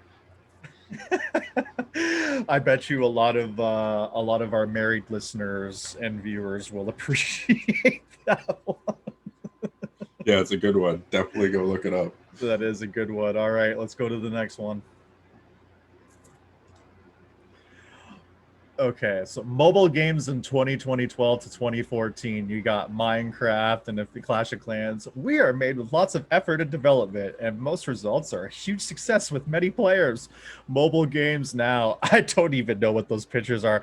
If someone comes up with a stupid idea, it gets turned into a game. It's so true. It's but anyway, this is your segment. I don't know the games either, and the mobile games now. I don't even know them, but the other ones, I know that one is Fruit Ninja, and the other one is Plague Inc., Minecraft, Clash of Clans, and the other one's a jetpack one. I'm not too sure about the one in the middle though, and the one with the marble, but yeah, those are all great games. The mobile ones now, they're just horrible. Like there's so many ads, and the game's not worth me purchasing, in my opinion. But yeah. So describe your meme to those. Oh, okay. So you got Big Dodge, the big tough dog, and above it says mobile games in 2012, 2014, and there's all the little logos and the apps of like the popular games of that time. So you got Minecraft, Clash of Clans, the Jetpack Guy, Plague Inc., Fruit Ninja, and it says underneath, "We are made with lots of effort and development, and most results are a huge success with many players." And then on the other side, you've got Crying Cheems, the like lesser dog, and it says mobile games now. And there's these 4 pictures, games that I can't even tell, and anyone out there can tell us what these games are. That would be appreciated. And underneath it says, if someone comes up with a stupid idea, it gets turned into a game. and this was courtesy of our friends over at memezilla.com, is that right? Yeah. So that would have been, someone basically would have made the meme under their platform, kind of, because you can go to a few of these different sites and you can use their what would you call it? It's like an app, but it's online, and you can copy paste your pictures if you don't have a paint program. And then what they do is they'll put their watermark on it. So it's probably just some random person that made it. But either way, that was that was a good segment. I really appreciated that, and we'll have to do more of them next time. But that was meme reviews with Mike, people. That was really good stuff. And you know, it's all well and good to have some laughs and to feel comfortable while you're looking at your memes. But Mike, don't you just wish that sometimes your smile can be a bit whiter, but you just can't afford expensive treatments to make that happen? Or do you ever just look at your eyebrows, and I know you do this all the time, and just wish you had a little more of a natural curl, but again, won't spend the outrageous amounts of money to make that happen? Mike, what if I told you right now that you can achieve a wider smile, a beautiful natural curl to your eyebrows, and so much more for a reasonable and fair price? Well, Mike, you and many others need Brimax. Brimax, co-founded by Brittany Pierce, is a mobile beauty services company that provides professional salon or spa-like experiences, but in the comfort of your own home. Brittany believes in the true and full beauty experience at a price you can afford. Brimax offers services such as teeth whitening, eyebrow lamination. I know you've complained about this a lot. A lash lift, body contouring / laser lipo without even having to have an invasive surgery. Are you kidding me? Brimax even uses a specifically designed laser machine that is not harmful whatsoever. A laser machine not being of any harm? People, that says it all right there. And seeing as this is a startup company, Brimax is offering 20% off through the month of July to all her new clients. But since Brittany is such a fan of the show, she wants to offer you listeners an additional 10% off. That's right, 30% off using the promo code BRIMAX30, BRIMAX30. Offer available to Southern Ontario, Canada clients only. And to get pricing or to book your appointment today, and I'm sorry, I know you're out in BC, Mike, and you're not going to be able to get your lash lift or you get your curly eyebrows. But if you're looking to book an appointment today, search Brimax, BRIMAX Beauty on Facebook. Or you can hit them up at BRIMAX Beauty on Instagram, or pick up the classic old telephone and call 647-571-1305. Brimax, not Brimax. And I'll explain to you why I said that. But first and foremost, you put some hand cream on, and I don't know whether you are, I don't know what you're doing. So please tell us viewers what you were doing with the hand cream there. Two things. I was just kind of fucking with you. You know, like Anchorman, right? When they're like doing they'll come out of there, but they got to talk about sports. You see in the background, they're like fucking hucking the football and shit.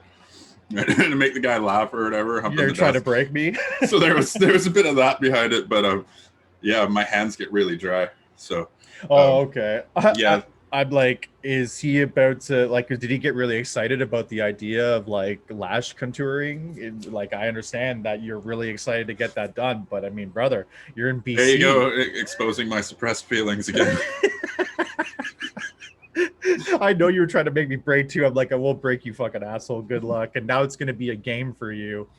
But the reason why I say Brimax, not Brimax, is I was yesterday when I wrote up the ad spot, I recorded it for each person that I wrote up for just to get approval for, and it was just like a light recording. And here I am going, Brimax this and Brimax that, and she sends me back a voice memo. She's like, that was great, I loved it, but, and I'm like, okay, no problem, where's the but? No.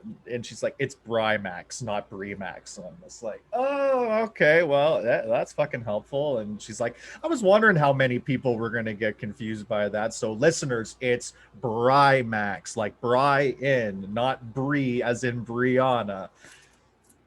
Just thought I'd spelled with a Y or an I? Spelled with an I. You didn't listen to the ad. It's Brimax. Jesus fuck. let's get into the next segment because I can't with you. This shit's falling off the rails real quick. And the next segment is necessary to continue on here. But what we're going to do each week is we're going to do a cannabis review with Stu. And I'm a poet and I do know it. Thank you. But I'm going to smoke a new strain each week on the broadcast. And I'm going to give you my 2 cents on what I think and feel about it. But so this week I am reviewing by Carmel Cannabis, which is actually really cool because they're out in Oro-Medonte. And Oro-Medonte is a town in northern Ontario. I used to live in Barrie, Ontario, like I mentioned. Excuse me. And Oro-Medonte is not too far away. So it's really, really cool that they've come a far way and having a licensed producer out there making quality product. But everyone at my workplace, at all the branches of our shop, they all say Animal Face by Carmel, the pre-rolls. So this is the packaging here. And you get 3 half-gram joints. It's a sativa. And this one has come in at 22.45% THC. So it's, to me, anything that's over 20% THC is becoming into the high. And with this one, so this one's really cool because on most of the packaging for legal cannabis now, it doesn't really tell you a lot. But this one, it tells you even its lineage. So this is a cross strain between Face Off OG and Animal Mints, getting its name Animal Face. And then the aroma and flavor, so it's like diesel-y, lemon pie sol, cake-ish type of flavor. The terps in it, I can't, carofeleline or something like that. I know I'm in the industry and I can't fucking pronounce this shit. But and then limonene is the terps in this, and terpenes are so important. Because if there's certain terpenes out there that you don't like you don't like the flavor of, like lemons or lavender or pepper and stuff like that, certain strains are just not going to hit you the same as they would if you enjoyed certain terpenes. Everyone thinks higher the THC, the better, and it's not always the case. So I'm going to crack this bad boy open right now. I've been waiting all week because I've heard about the next part like ad nauseum. People stop even going on about the strain and they just go on about this part, and it's the way it comes. Oh yeah, that is cool. So you got a glass tube here and it's got a cork on the top. And Mike, you can unmute yourself if you want, because we're gonna have a back and forth when it comes to this. But have you ever seen any packaging for pre-rolls quite like this? No, nothing like the tube. Yeah, I everything that's been in pre-rolls here, from what I remember, it's in a plastic tube that's similar with like a bottle cap top, but nothing glass. Yeah, I've seen the tubes too, or I've seen like different packaging, but I've never seen a glass. So yeah, it's like a smoke. I like the smoky 70s color in that, but that's cool. So there's the joints. I mean, most of them are made with raw papers and raw filters. Some of the things that I'm personally not much of a consumer on pre-rolls. I would rather pack the pre-rolls myself and buy the flower. But this was reasonably priced. It was $20 for 3 half-gram joints. So you're paying a little more than $10 a gram, but it was still like, people just went on about it so much. So I'm like, all right, I'll try it. So, and I don't know about you, but I like my sativas during the day, and it's 3:10 p.m. where I'm at right now. And to stay dedicated to this segment, I have not smoked anything. And this is my first day off from my full-time job. So oh wow, you're going to get the real full deal on what I think about this stuff. But yeah, it's like I said, it's reasonably priced. At our shops, we sell it for $20 plus tax. It's going to range depending on where you are in the country and what spot you go to. But here it goes.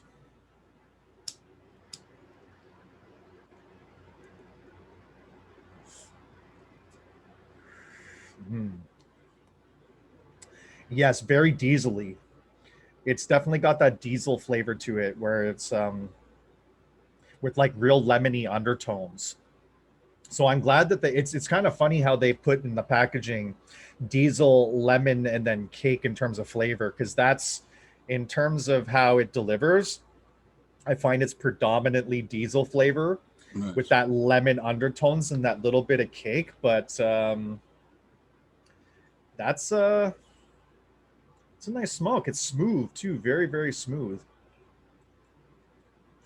One of my problems with the pre-rolls too for government pre-rolls, and some of our legal Canadian listeners will know, and you might even know too, is that they just resin so fucking much that they shit at the end. Like, just so much resin comes out at the end, and I don't know what it is about their pre-rolls specifically, because I pack pre-rolls every day with flour, and I don't experience any quote unquote pooping out the end of the joint of resin.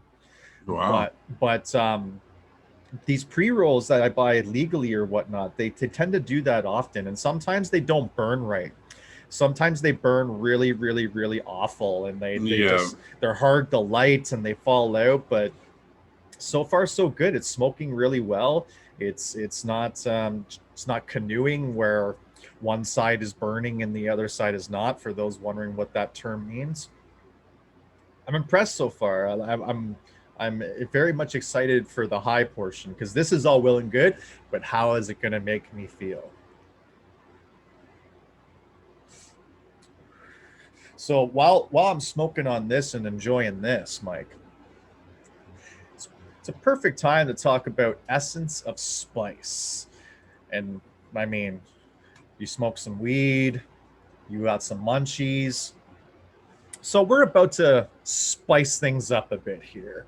And I think this show just at this point needs a little more flavor, some seasoning, if you will.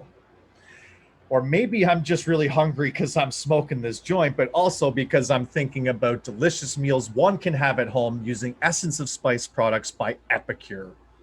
Mike, are you just tired of having boring and plain dishes that you make day in and day out? Or maybe you're even sodium or sugar conscious and don't want to ruin your diet? Count me in on all those things too, but with Essence of Spice, you don't need to worry any longer. From seasonings, dip mixes, beverages, desserts, and even cookware, you can get these easy meal solutions for yourself and start adding some flavor into your life. But most importantly, these are clean and fresh ingredients, also 100% gluten-free. This is chef quality food made at home, and most importantly by you. So take that, Gordon Ramsay. You can get direct shipping to anywhere in Canada, or even delivery in the Greater Toronto area. Contact Samantha Facilla Deuce by searching Essence of Spice, ESSENCEOFSPICE on Facebook, or by going to her website, Samantha Facilla, SAMANTHAVOSILLA.epicure.com, or text the word spice to 647-802-7264. Standard texting rates apply. Essence of Spice. Epicure is amazing. I've used that a few times. Honestly, so one thing I will say about Sammy, she's one of my best friends. Hell of a cook.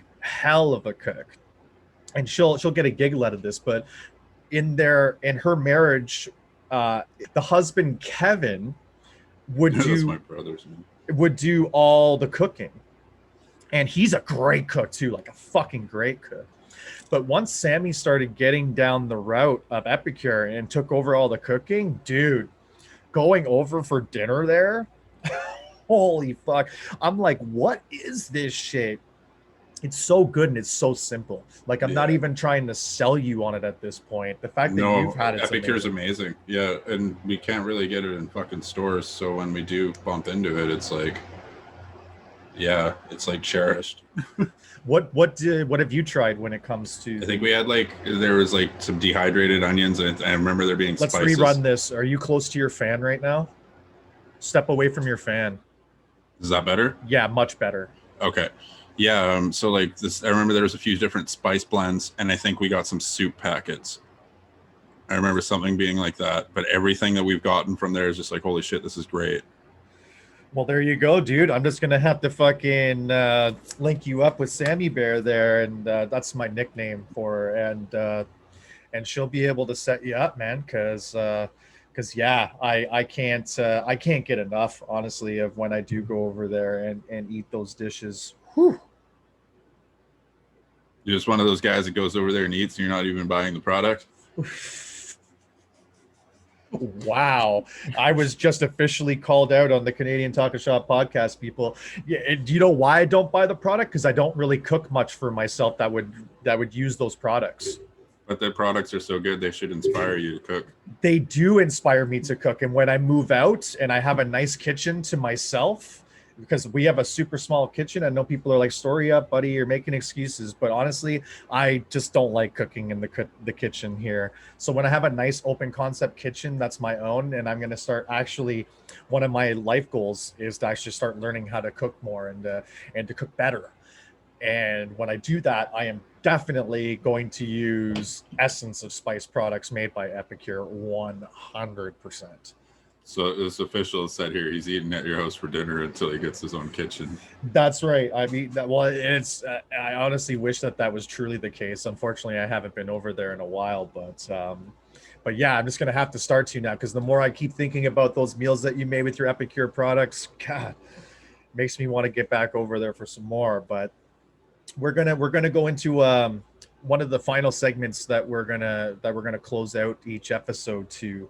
And that's, what are you listening to, where we're gonna share with you a few different songs that we're listening to or that we're really stuck on right now. And if you look into the description of the episode, you'll see a link to Spotify and YouTube, where we have a little playlist each week that'll incorporate these songs into. So Mike, what have you been listening to? Well, I try to listen to some underground artists every once in a while that I can. And one of them I've been checking out. I'll definitely put the YouTube link in there. I got to find out if he's got a Spotify, because I know he's got YouTube.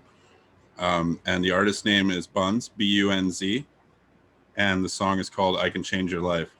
And he's been doing a lot of different work with auto-tune, and it's just really good, and I really like it. And his hustle's really inspiring. Like, he's getting his stuff out there, and he's really working hard. So I definitely wanted to give him a shout out. And that artist, again, is named Bunz, B-U-N-Z. And you can find him in YouTube, but I'll throw those links up for sure as to where to find that song. Sweet. How did you discover this artist? Just through networking. I do networking through different artists online. So there's a few ones. John Snow, he's a guy out of Halifax. Lil Coke, he's a guy out of Alberta. So some of the people that they've worked with, or the hip hop groups that they're in, I kind of end up listening to all this different music that's not mainstream. So starting off with, like, I guess it was Lil Coke would have been the first one, kind of underground, that I started following. And then all these groups, it just kind of spiraled into more and more different artists, people that are like, the guys recording in their house with whatever studio equipment we have, kind of similar to what we're doing, but with music. And I find that really cool. Like, just watching them create, being fresh creators is really cool as well. Like, you see they like got the mic they've been working really hard for, they got their first show, or they've been doing it for a few years, and this their growth, that as well. I kind of try following as much as I can and supporting back and forth. So do you gravitate to the underground scene because of I don't know if you would classify yourself this, but you're a hip hop artist yourself. Would you classify yourself as an underground hip hop artist as well? And is that why you're so in tune to that section of hip hop? So yes and no. So I on my daily listens, like I'm listening to the underground hip hop artists, like it's not like my regular, like I call it, like I've got like playlists that like hype me up and shit like that. And these ones I listen to kind of like when I can, also for support, and I'm like, holy shit, that one's really good, that one sticks with me when it comes to the certain songs. But as myself, I'd consider myself more of hip hop alternative, and that'll bring me into the next artist that been listening to lately. I brought him up another podcast too, but I revisited his stuff because his music gives me a lot of motivation, and that's Oliver Tree. If you Google him, he's all over the place, all over Spotify and everything. He's a pretty popular artist, and his music, like if you listen to some of his, he's got stuff that's alternative. He's got rap intertwined, kind of like a Gorillaz type vibe, where like you could be like, well, do you guys rap? And they'd be like, well, yeah, we do. And it's like, do you guys do alternative music? Well, yeah, we do. That's kind of where I want to be at. So not necessarily hip hop where it's like, you know, I'm talking about stories of the streets and like my community and things like that. More just like there's a comical aspect of it too. So like I like listen to a lot of Weird Al, listen to a lot of like Lonely Island, listen to a lot of like comical songs and stuff, which sometimes I find myself listening more to even just general music at times. Because it hypes me up for what I do. So if I'll listen to some of the stuff, it's like it gets me in a humorous mood, or like Oliver Tree's got some funny ones, and just like things about depression and stuff. Like his one song Movement, it's like he has a phrase in there where it's like, movement was the reason that made me stop, movement was the reason that made me keep going. So like I can relate to that, because like when something's really booming in your life and you're just like, fuck, I'm stopping, you know. And like the one phrase is like, movement was my only tell, running through the doors yelling what the hell, like just like this panic kind of run from like something that's big. And then near the end of the song, it's like you kind of know it's okay, like your success is fine, you should be okay with that, and you should be happy about it, even if someone's kind of like bashing your success. But yeah, Oliver Tree I really connect with, just, and also too like the underdogs. I'll support underdogs even if I don't listen to their music. So there's also that aspect of me too, where it's like, it's just, you see them trying, you see them working really hard. Like I'm not a big fan of Tom MacDonald, but Tom MacDonald would be another example. Like he's never really in the popular media, but he is popular because a lot of people listen to his music. Like I kind of an attraction to that type of music persona, the underdog, the guy not many people pay attention to, I guess, because the talents they have that no one's really noticed. Yeah. That's cool, man. No, and especially because, you know, and the listeners are going to find out more.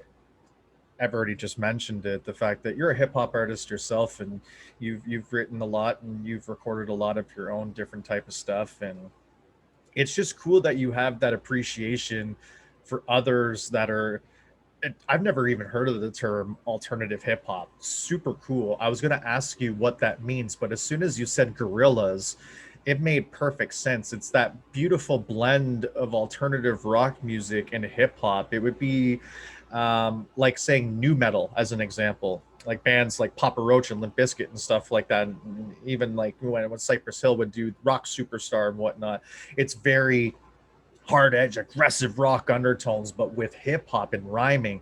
And Linkin Park's another huge example. Fucking Slipknot at one point. Some Slipknot fans will crucify me for that, but I hate to say it, but they were a part of new metal as well. And I loved that genre. But alternative hip hop, I love the fact that it has a term. But when the Gorillaz first came out, it was like nothing you've never heard before. It was a really cool transition from that beautiful combination of rock and rap to go from very heavy to go on a more mellow side of things and carry on that way. So, but yeah, you've even got like Bare Naked Ladies, like yeah, fuck yeah, right. Like and when you look on YouTube, they talk about that song, and he's just like, we needed a rap piece for it, and I hate that I can't think of what the other song was, but there was one song they did before that where he did a little like rap segment, and he was cautious about it because he didn't feel it was something he could like do or whatever the fuck, and it came across really well, and he's like, we need to put it bigger in the 1 week song. And like everyone in Canada knows that part. Chicken to China, the Chinese chicken. You have a drumstick and your brain starts ticking. Yeah, like you can fucking look at it or hate it as much as you want. It's still good. Like it just is. And like, but yeah, it's everywhere, and I like that aspect of it. Like, you know, anyone can do it, and it's like me with memes. When I was first just starting to do it, I actually seen all the good memes that are out there, and I'm like, I can't do this. How the fuck am I going to do this? It's like, I'm going to make it, and someone's just going to rip me apart because I'm not someone that makes memes, not someone that ever does it. And I went all in and just was like, I'm going to be myself. I pissed people off. I made people happy, you know. And that's just it. At the end of the day, if it doesn't work out, as long as I keep doing what I want to be happy, that's what I want. You know what I mean? You said the That's magic what everyone fucking should words. do. Yes, you said the magic fucking words, dude, because honestly, that's how I was feeling coming back to do this.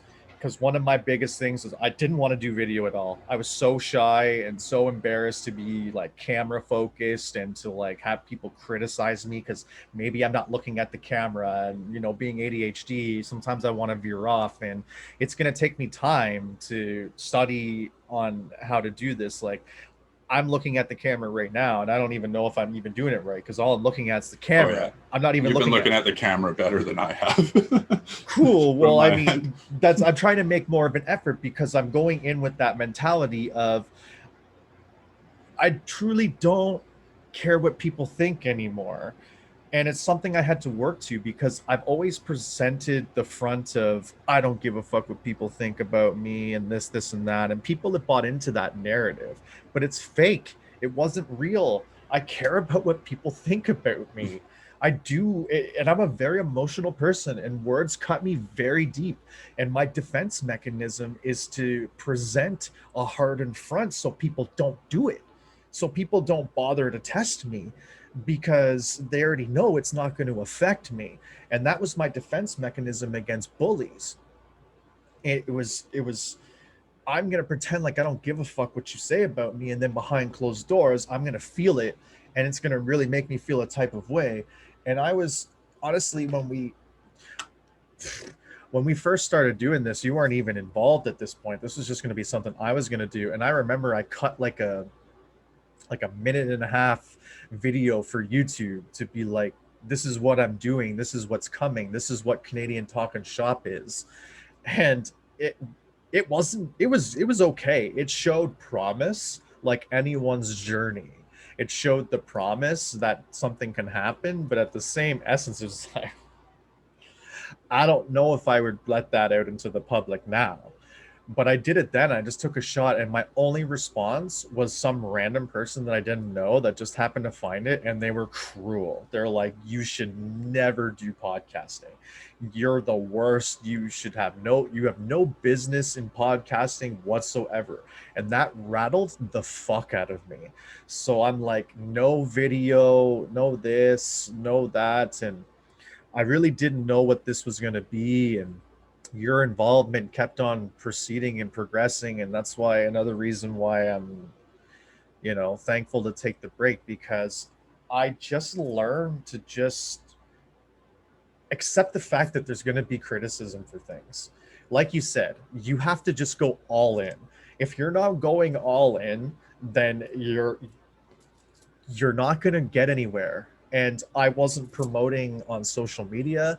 I wasn't focused on none of that. I was putting all my effort and all my focus into my own personal social media to make my own personal people laugh and to show them a piece of my personality, because it's safe to do that.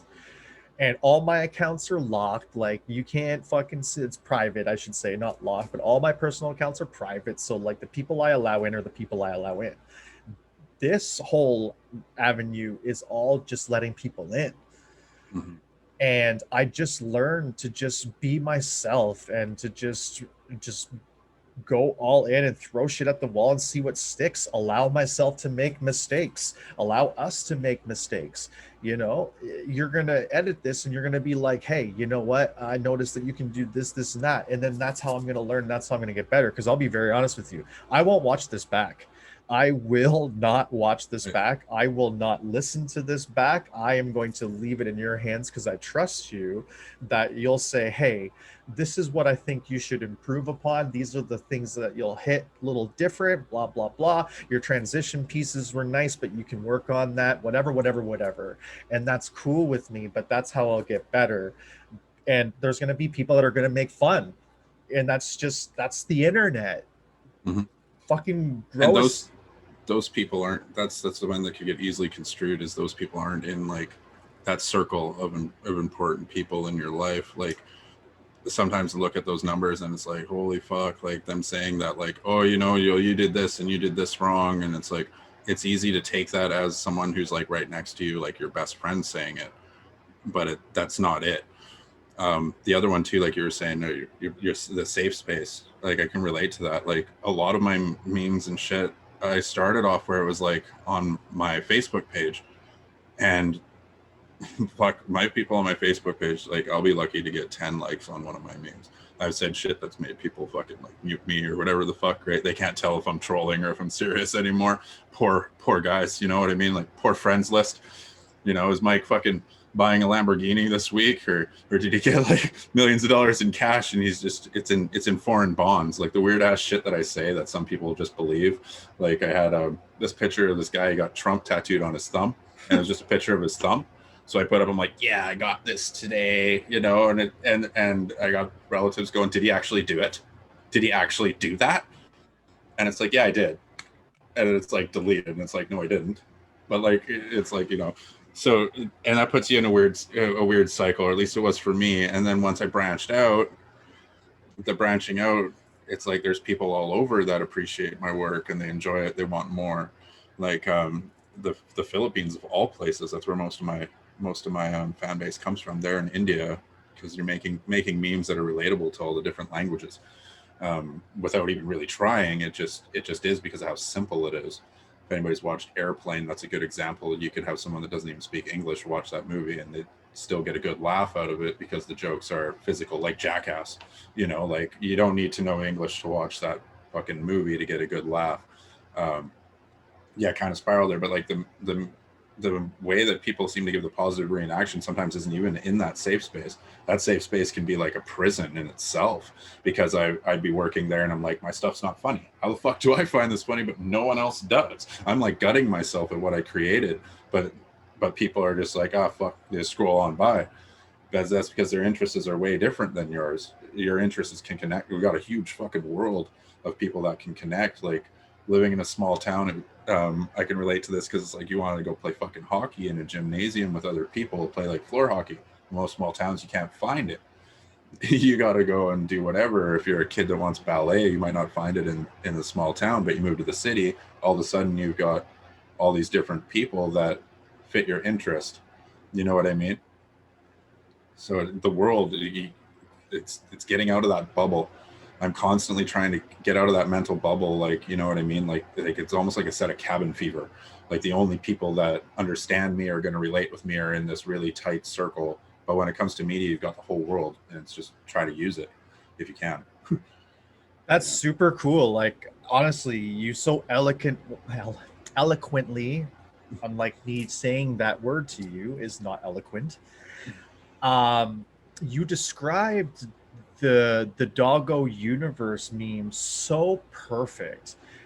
We had a scrap episode that you and I tried where I tried to get you to explain it, and I wasn't quite registering with what you were saying for the explanation.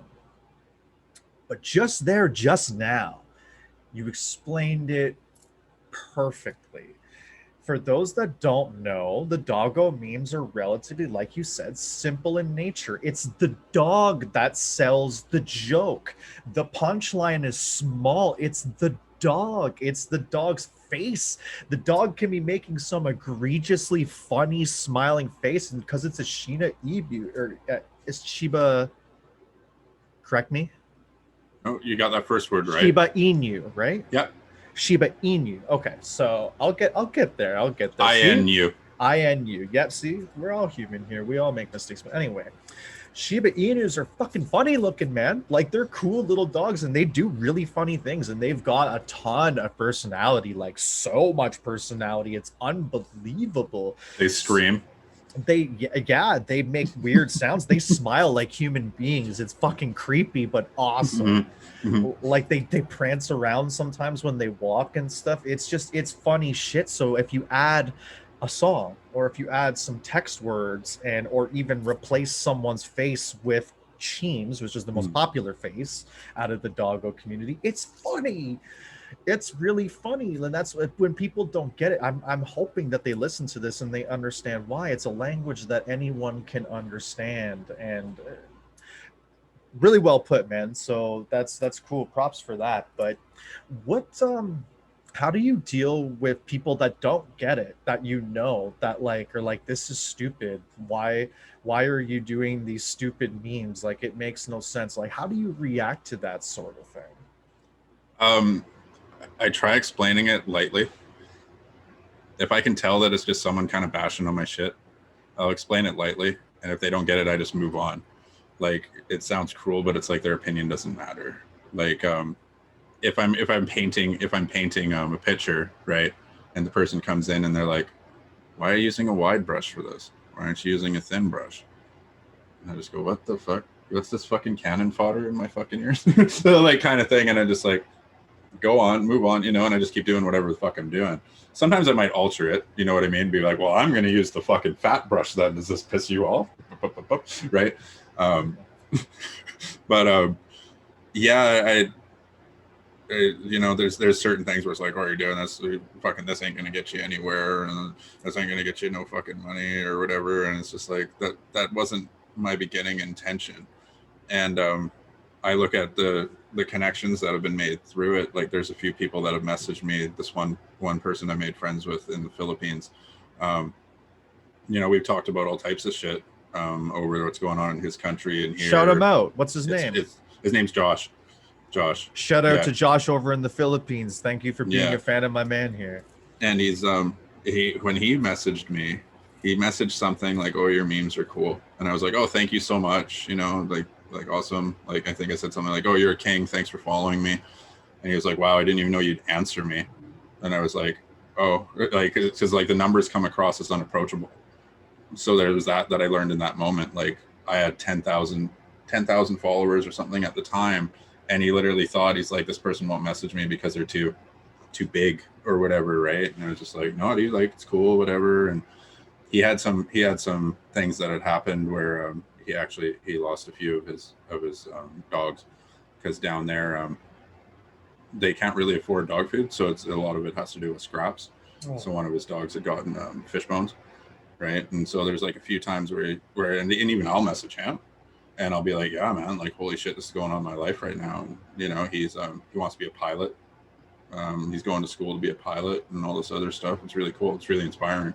And yeah, so like those type of connections, like that's more than money to me, or someone that's like, oh, it was really sad, and your meme's just really cool. I love your memes.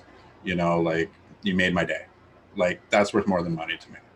Like, and the people that do it and look at that as go, oh, fuck, whatever, where's my money? Well, I get my money in 3 days and these people are fucking messaging me and bugging me and shit. Those are the people that shouldn't be there. You know what I mean? They shouldn't be there, in my opinion. Yeah. Yeah, no, and you're 100% right. And I think one of the biggest things with me is I was just curious on if there was an embarrassment when you started releasing some of the things that you thought funny, because to be honest with you, it's a sense of humor that's almost niche in a way, or you have to be able to understand it. It's simple, but it's intellectual in a lot of different ways, and I don't think people see that always. So I just wondered if maybe, because like maybe they see it from the perspective of, why is this guy talking with this stupid dog all the fucking time? Like, it's all just this fucking dog. Like, I don't get it. What's so funny about this fucking dog? And like, I just wondered if you carried like an embarrassment at the start of that, because that's one of the things that I was really worried about when I started releasing some of this shit. Is I was worried if I was embarrassed by what I was doing. If it was embarrassing, was I embarrassing myself? You know what I mean? So with that, it's a weird thing, and we'll talk about this in a future episode. But I had a media outbreak with an artist that had over 1 million followers, and when this happened, things were kind of trying to get exposed about my life, my lifestyle, who I was, what I believed in, things like that. And I went so far into just, at first I was like, oh my God, like, you're embarrassing me and all this other shit. And then something just flipped the switch, and I'm like, wait a minute, that's me. That's all me. That's all who I am. And if you want to share this with the world in a negative light, go ahead, because it's positive to me, and what you're saying is bullshit. But after all that happened, I literally have this thing, and I say it about art too and music. If I wake up in the morning and I want to scream into the microphone and release that as an MP3 under my artist name, I should be able to do it and feel good about it if that's what I really want to do. The same thing kind of happens with memes. So if I make a mistake, or if I do something, it's like one of my first ones that blew up was I had Cheems looking at the sun, and it says, "I fucking hate it here." And in the corner, it's got things like Black Lives Matter riots, you know, like just a bunch of trigger type things, so to say, without getting into details. And people are like, "You're racist, you're a piece of shit," like the usual that comes with it, and blah blah blah. And that one, people started following me because I had irritated this group of people in this one group that they thought weren't feeling that way, that they thought had a sense of humor. So a lot of people from that group just came over and they're like, "Well, this guy's fucking hilarious. I don't know why these people are like making fun of his meme, like being too sensitive or whatever. So I'm going to go follow him now." But that's the one that I looked at where I was kind of like, "Oh shit, did I like cross some fucking lines?" Right? Like, because it was right around Black Lives Matter. And he's just like, "Oh, I fucking hate it here." But I didn't like the riots, people's businesses getting fucking destroyed. It had nothing to do with their rights and what they're doing. And, you know, George Floyd, it was just like they're fucking rioting and breaking businesses. That was my point when I put in there. But of course that spiraled into very racist and blah blah blah. But then eventually that just petered off, and the group was, I call it, fine when it comes to somewhat of PC-ness. But Dodge is also what I like to call, there's Cheems and Dodge. Dodge is the more built dog, where I have this feeling like he's going to slowly turn into the Pepe meme, the frog meme, because people do use him in like a racist context or a you know, like that type of thing. You'll have the dogs with like Hitler hats and stuff, right? Like it but in the meme world, you also have like Angry Birds characters with Hitler hats. Like, it's just something that happens in the fucking meme universe. But it wouldn't surprise me if it did get labeled because of the whole Dogecoin thing. I know I'm kind of spiraling. I was about to say the Dogecoin. So all you people that are getting Dogecoin, haha, you're fucking racist according to the meme world. Not really, but you know what I'm saying. Like, you could easily find a whole bunch of them, but like I said, you could find racist memes anywhere. But there are ones in the Dodge world where it's like, I'm not posting that, or I'm not making that. You know what I mean? So no, you've always made clean stuff in that regard and whatnot. But no, that's cool, man. Because honestly, these are some of my fears. These are some of the things. If I'm just being honest with the world and with myself, these are a lot of the fears that I had when we were doing our first run. And that's why I came to you with a different level of confidence. And I didn't understand why, but it's become clear during this conversation. It's just that let's just abandon that little part of the brain that says, "Oh my God, what are you doing? Don't do this. This could make you look bad. People may make fun of you, etc., and just turn that part off. And just listen to the part that says it's okay if people make fun of you. It's okay if, you know, people don't get it. It's okay if maybe it even pisses off some people that you're really close to for whatever their reasons are. As long as I'm being true to me, and that's the biggest thing you said, is that you were just being you, and I'm going to be unapologetically and authentically me. And I don't think I'm overly controversial. I think people are going to discover as they listen to this podcast. I'll speak for myself, but my views and the way I view the world is very center down the middle, that has leaning sometimes to the left and sometimes to the right, depending on the scenario or the whatever it's at hand that leads to that, whatever the topic is. And I think you're going to find here that we're going to have conversations that Mike kind of just touched on, where it's like he was making a point of reference about a situation at the time that was very, you know, high fueled in energy and political with Black Lives Matter.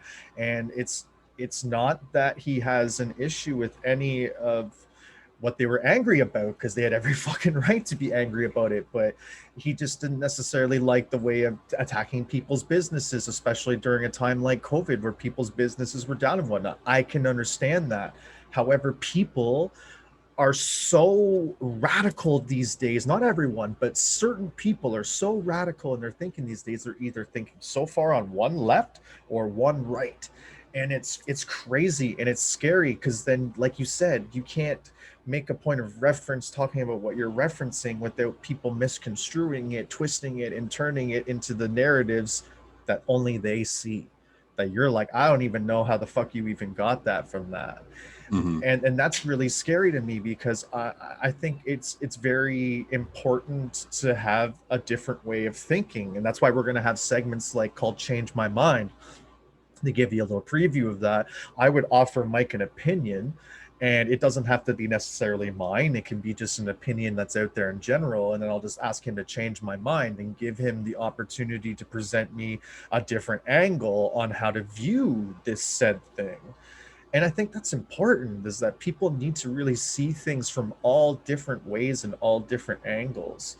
And and now I know I'm going off in a little bit of a tangent, by the way, and I think it's evident. This caramel cannabis animal face, the final review, you need to buy this shit. This is an excellent sativa that does not send you over the top with jitteriness or anything. It's very creative, very free flowing. Some sativas pack that jittery coffee-esque type. It's not like that at all. It's actually very, very mellow, but very, very, very energizing.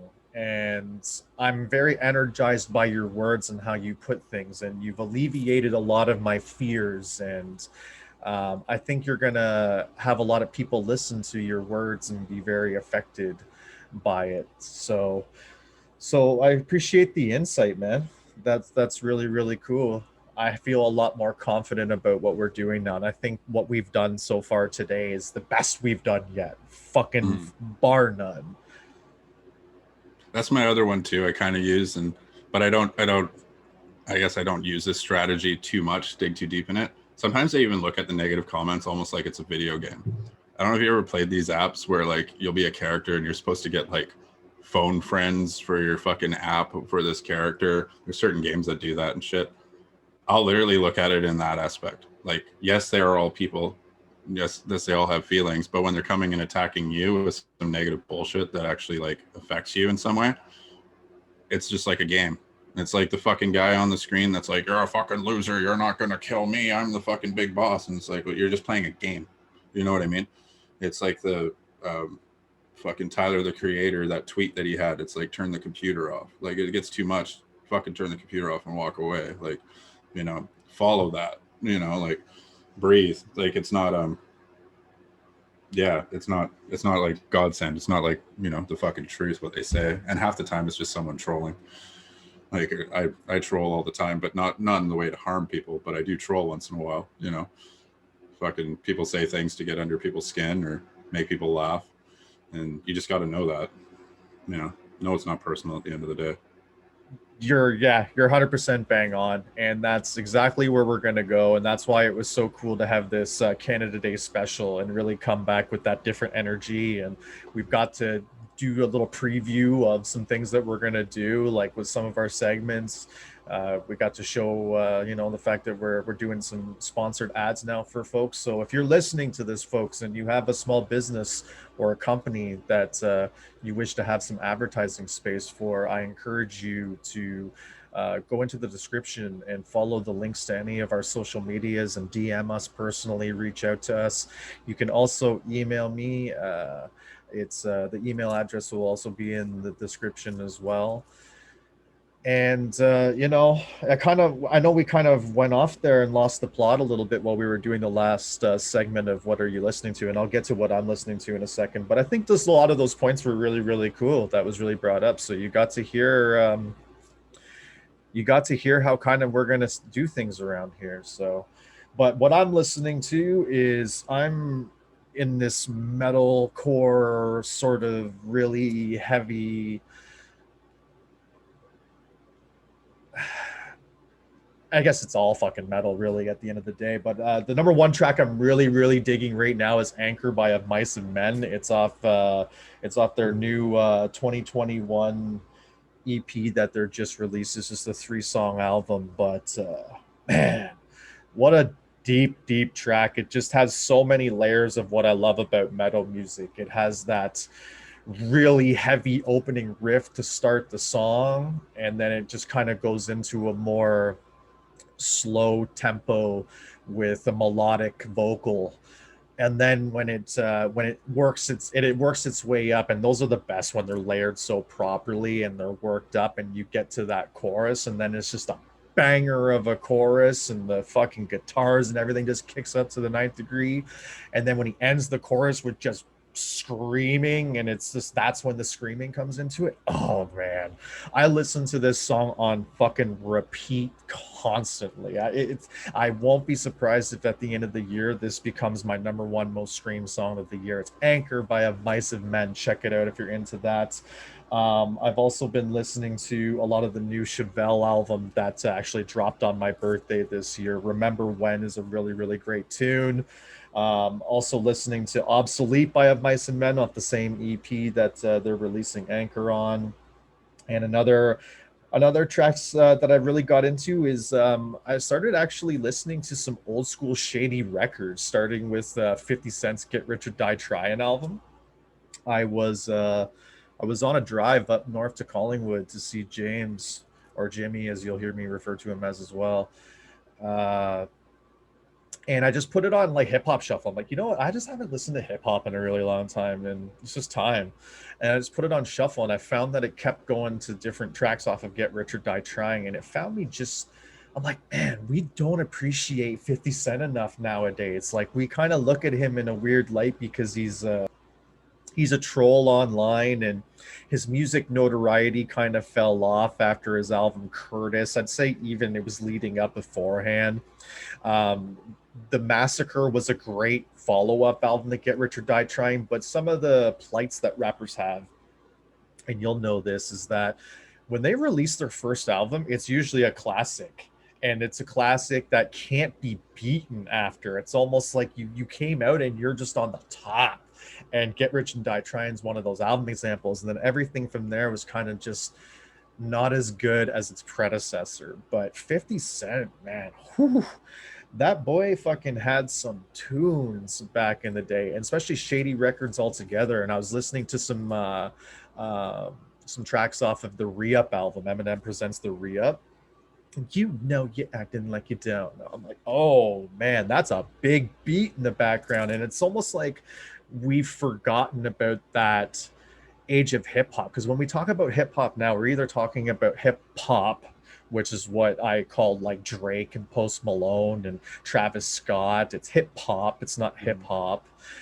And then you talk about old school 90s stuff like, you know, Wu-Tang and Ice Cube and NWA and stuff like that. And I feel like we skip over that beautiful time period of 97 to like 2013, where you had a lot of sick artists. Like the South was really coming up, like Ludacris, T.I.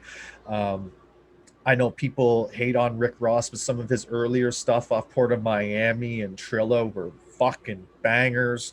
Young Jeezy. I mean, and then you had the East movement with Jadakiss and Styles P and D Block and 50 and G Unit and all those cats. I mean, I remember everybody fucking wearing G Unit shit, going around yelling G Unit and all that. And just, yeah, it was really nice to kind of go back in time, and like artists like The Game, who really kind of put West Coast back on the map and really doesn't get the credit for it, because people think of him as the doorknob that got the butterfly tattoo and then tattooed another thing on top of that and then another thing on top of that. And he's more known for his antics than, I mean, the documentary. That was a crazy album. And I know 50 takes a lot of credit for it, and as he should, but his follow-up album, The Doctor's Advocate, was a fucking banger too. But anyway, without going too much off on things, I just found it I find it amusing that people don't talk about that era. Why do you think that is? Why do you think people don't give that era enough talk? I feel like it was almost like maybe it was just so popular it became like mainstream to them. I don't know, because it was a good era. It's like Exhibit back then too. He had some good shit. Like, call it what you and all of them. Or maybe they just split up through business. ventures, who knows, right? But no, you're right. They totally just, no one really talks about them anymore. G Unit hit Walmart, like, you know, they were selling G Unit clothes in Walmart. So like when it comes to the style thing, that's like the nail in the coffin. You know, you spent fucking 70, $80 on a G Unit t-shirt last year, and now you see it in Walmart for 15. You start fucking second thinking. But like to be fair though, a lot of pop has gone into Walmart, Mhm. and Walmart is like they're branding shit. That would be like they sell Led Zeppelin shirts. Are we going to Yeah. start discrediting Led Zeppelin now because they've reached Walmart? It's just maybe like I hear what you're saying on that one, but I have to disagree a little on that. But where I think we like forget about is that we forget about wordsmiths, we forget about Oh, yeah. actual real fucking rappers, and that's what a lot of that was. It was a battle, it was the game, it was like they were all coming at each other. I mean, if anyone's interested in hip-hop history, check out the Beef DVDs. Did you ever Yeah. watch the Beef DVDs back in the day? I may have, but I'm not recalling. Beef But and on Smack DVDs. They were okay, sick. Yeah, it was just all about the hip hop beef, and they would have like documentary crews follow them around, and they would talk shit, kick bars at the okay, camera I remember randomly and shit like that. I had the DVD that came out with Richard I Trying. I remember that one. Where he's like on his grandma's doorstep and shit, and he's like talking about his neighborhood and all this other stuff. Like I remember that one. But on the Walmart note, though, the Led Zeppelin thing, see, like G Unit had like a fashion line, like they were trying to do like a fashion line. That's fair. That's fair. Yep. So, and I'm not calling you old, but like the older generation, like that like hits it right on the fucking point, you know, like, oh fuck, you know, I get my groceries, got myself a fucking Led Zeppelin t-shirt, holy fuck, right? You know what? I'm going to walk that back all the way. You present a valid argument. I'm not even going to dispute that because you're right. G-Unit was a clothing label, and that's what people tend to forget, myself included. They really were. They were. Who did Reebok? Was it I know Reebok did G-Unit shoes, but who did their clothing? That I'm not too sure. See, like, I don't know if you remember Mossimo. If you remember that yes. guy, like that was like a popular fucking brand, and then it hit Walmart.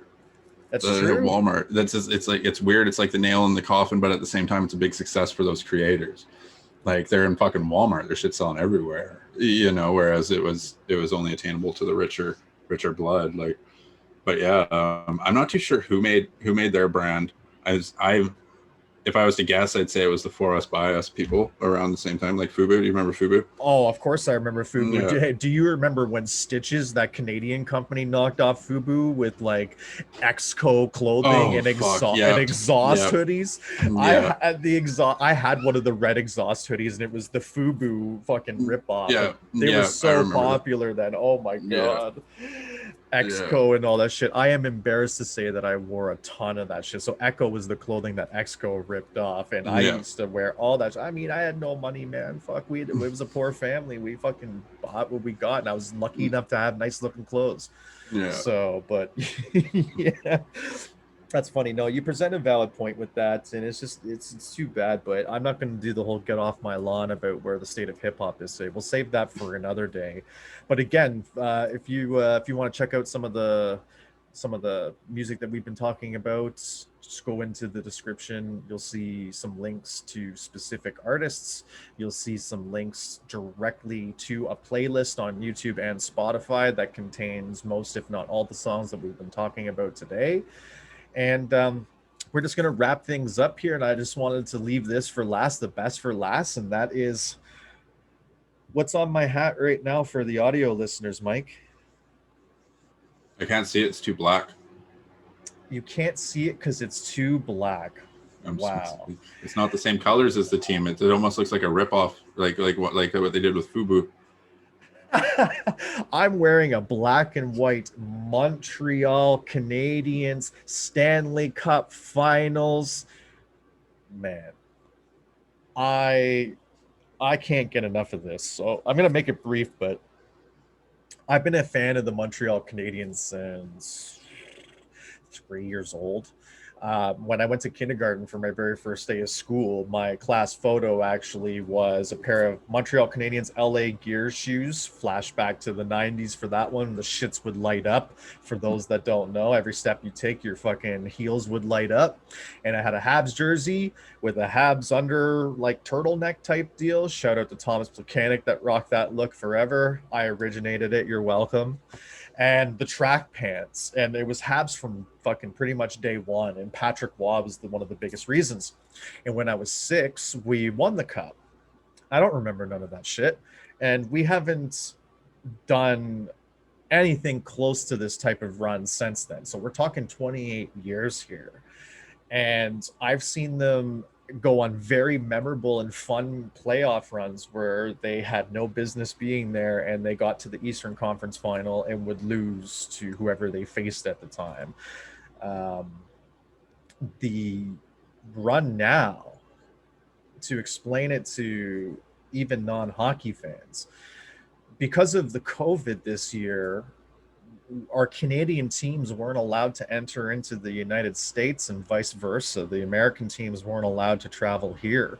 And because we're the only professional sporting league in North America, other than if you want to call the soccer league here MLS professional sports in North America, I don't know about that, but anyhow, we're one of the professional leagues that has the most Canadian teams in it. So we had to create what was then called the North Division, and our teams in Canada literally just played each other all fucking season.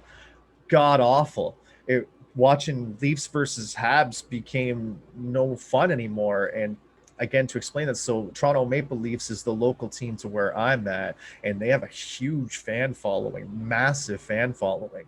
Montreal, that's 6 hours from me, also has a huge following, but it's the classic English and French rivalry.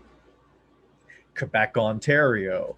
And I'm just one of them weird, odd ducks that went into the Quebec side of things sports-wise. And it wasn't even Ontario versus Quebec. It was just, fuck, man, I love Patrick Waugh and I love the team. And I just rode with it. So anyhow, this year we're all playing each other. And to me, it was not appealing at all to watch any of it this year.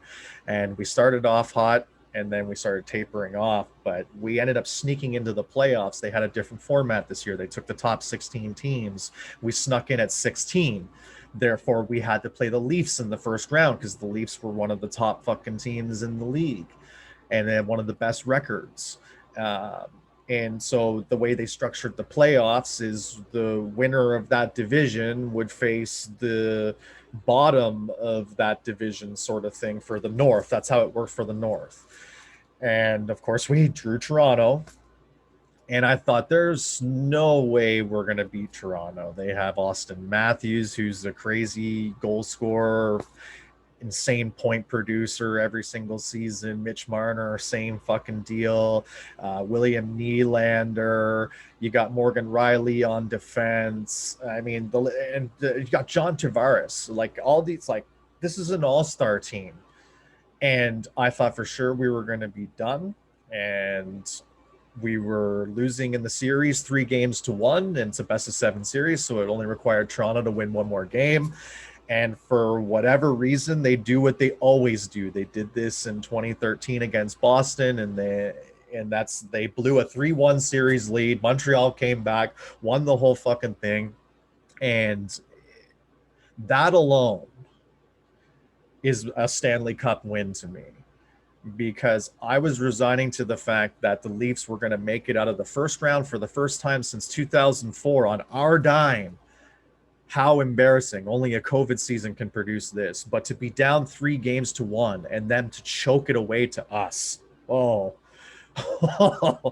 this is the greatest feeling known to man, because Leaf fans can't say shit. They can talk and they can chirp and whatever, but they won't now. They're very quiet now. And they're not going to have much to say almost ever again. So that was a huge win. And then we moved on to face the Jets in Winnipeg, and we were told that we would get rocked by them because they swept Edmonton, who was the second best team in our division, has a ton of top talent. They got swept out in 4 games. So, and you know what we did? We swept those bitch asses out in 4 games because we developed a level of confidence in the play. And I say we because I'm a fan. It's a part of the organization. That's just how we treat it. I know I wasn't actually playing the game. Anyhow, moving on to the next round against Vegas, people wrote us off again, said there's no way Montreal's going to win. There's not a single chance. And I said, Habs all day, bitch. We're going to win. And what did we do? We beat Vegas in 6 games, and then we bought ourselves a Stanley Cup playoff berth. So we're going to have the first game for the Stanley Cup against the Tampa Bay Lightning next, so tomorrow, Monday. And I find it funny that we're facing Tampa Bay because Tampa Bay is in the same conference as Montreal, and any normal year we would never be facing for the Stanley Cup. And technically the Montreal Canadiens are the Western Conference champions, and we're Eastern Conference, so figure that one out. But through all the bizarreness of this season, this cup run has just meant so much to me to get here. It's been so much fun, and it's been such a beautiful distraction in a world of vaccines and COVID and masks and no masks and this and that. And so you're definitely going to hear me talk about next week where we're at. Hopefully we're very close to, because we're recording again next Sunday.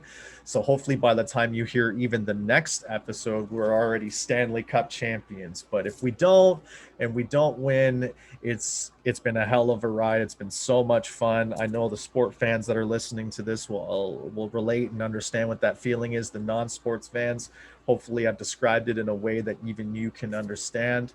But on that note, we're going to call it. We're going to close down the shop. Mike, what do you got coming up in your world? What do you want to plug? Oh, just come check me out at _ Cutlet House _ at Instagram, and on my Facebook, Cutlet House Plays, and YouTube. You can find me at Cutlet House, and we'll share all the links down there. I'm uploading videos here and there every once in a while. Like I said, I got a Survivor intro I did for the dog videos, and I got Murphy going to Korea. But yeah, I'm pretty much taking it easy and working on this one. You know, we're doing our podcast and getting it out there and getting some good content going and whatnot.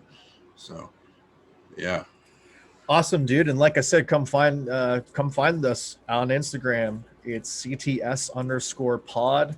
If you go to Facebook and type in Canadian Talkin Shop, you will find the page there. Mike runs the Facebook page. I run the Instagram page. If you're looking for us on TikTok, CTS _ pod on TikTok as well. We both have a hand in that. I'll be very honest. I'm very focused on Instagram right now. I'd like you to come find me there because I want to build an audience there and then eventually work my way to TikTok. TikTok is very daunting for someone like myself, and I'm not interested in learning it right now. So but you will find us doing a lot of content there. Come find us there. And again, if you enjoyed what you heard today and you're on Apple Podcasts, leave us a 5-star review. All the good ones will be read on air, and we're trying to get to 10 people. We're trying to get to 10. So help us get to 10. And Mike, how many followers are you at with Cutlet House Plays these days on Facebook? On Facebook, I'm just about to hit 15,000 followers. I have just under 14,000 likes. I'm not too sure the difference on Facebook there with that. I've got 311 subscribers on the YouTube channel there, the Cutlet House YouTube channel, and Instagram. I think I've got something like 300, but most of my stuff's on Facebook when it comes to the followers. That's sweet, man. So there you have it. Go check them out on Facebook, ladies and gentlemen. Find your way over to Facebook, type in Cutlet House Plays. You can also type in Canadian Talkin Shop, like I mentioned. You'll find Mike there. Other than that, I'm going to salute to all of our Canadian Talkin Shop family. It's been a pleasure. Excited to be back. Excited to be back to you on Fridays moving forward. We're going back to our original time slot on Fridays. So check us out every single Friday on YouTube, Spotify, Apple Podcasts, Google Podcasts, Stitcher, iHeartRadio, this, that, and the other radio, fucking Google that, this and that. We're everywhere, people. We're on all major podcast platforms. Look for us, find us, like us, subscribe to us, play along on our stories on Instagram. All of it helps. Salute you, and I hope you all have a wonderful and great Canada Day.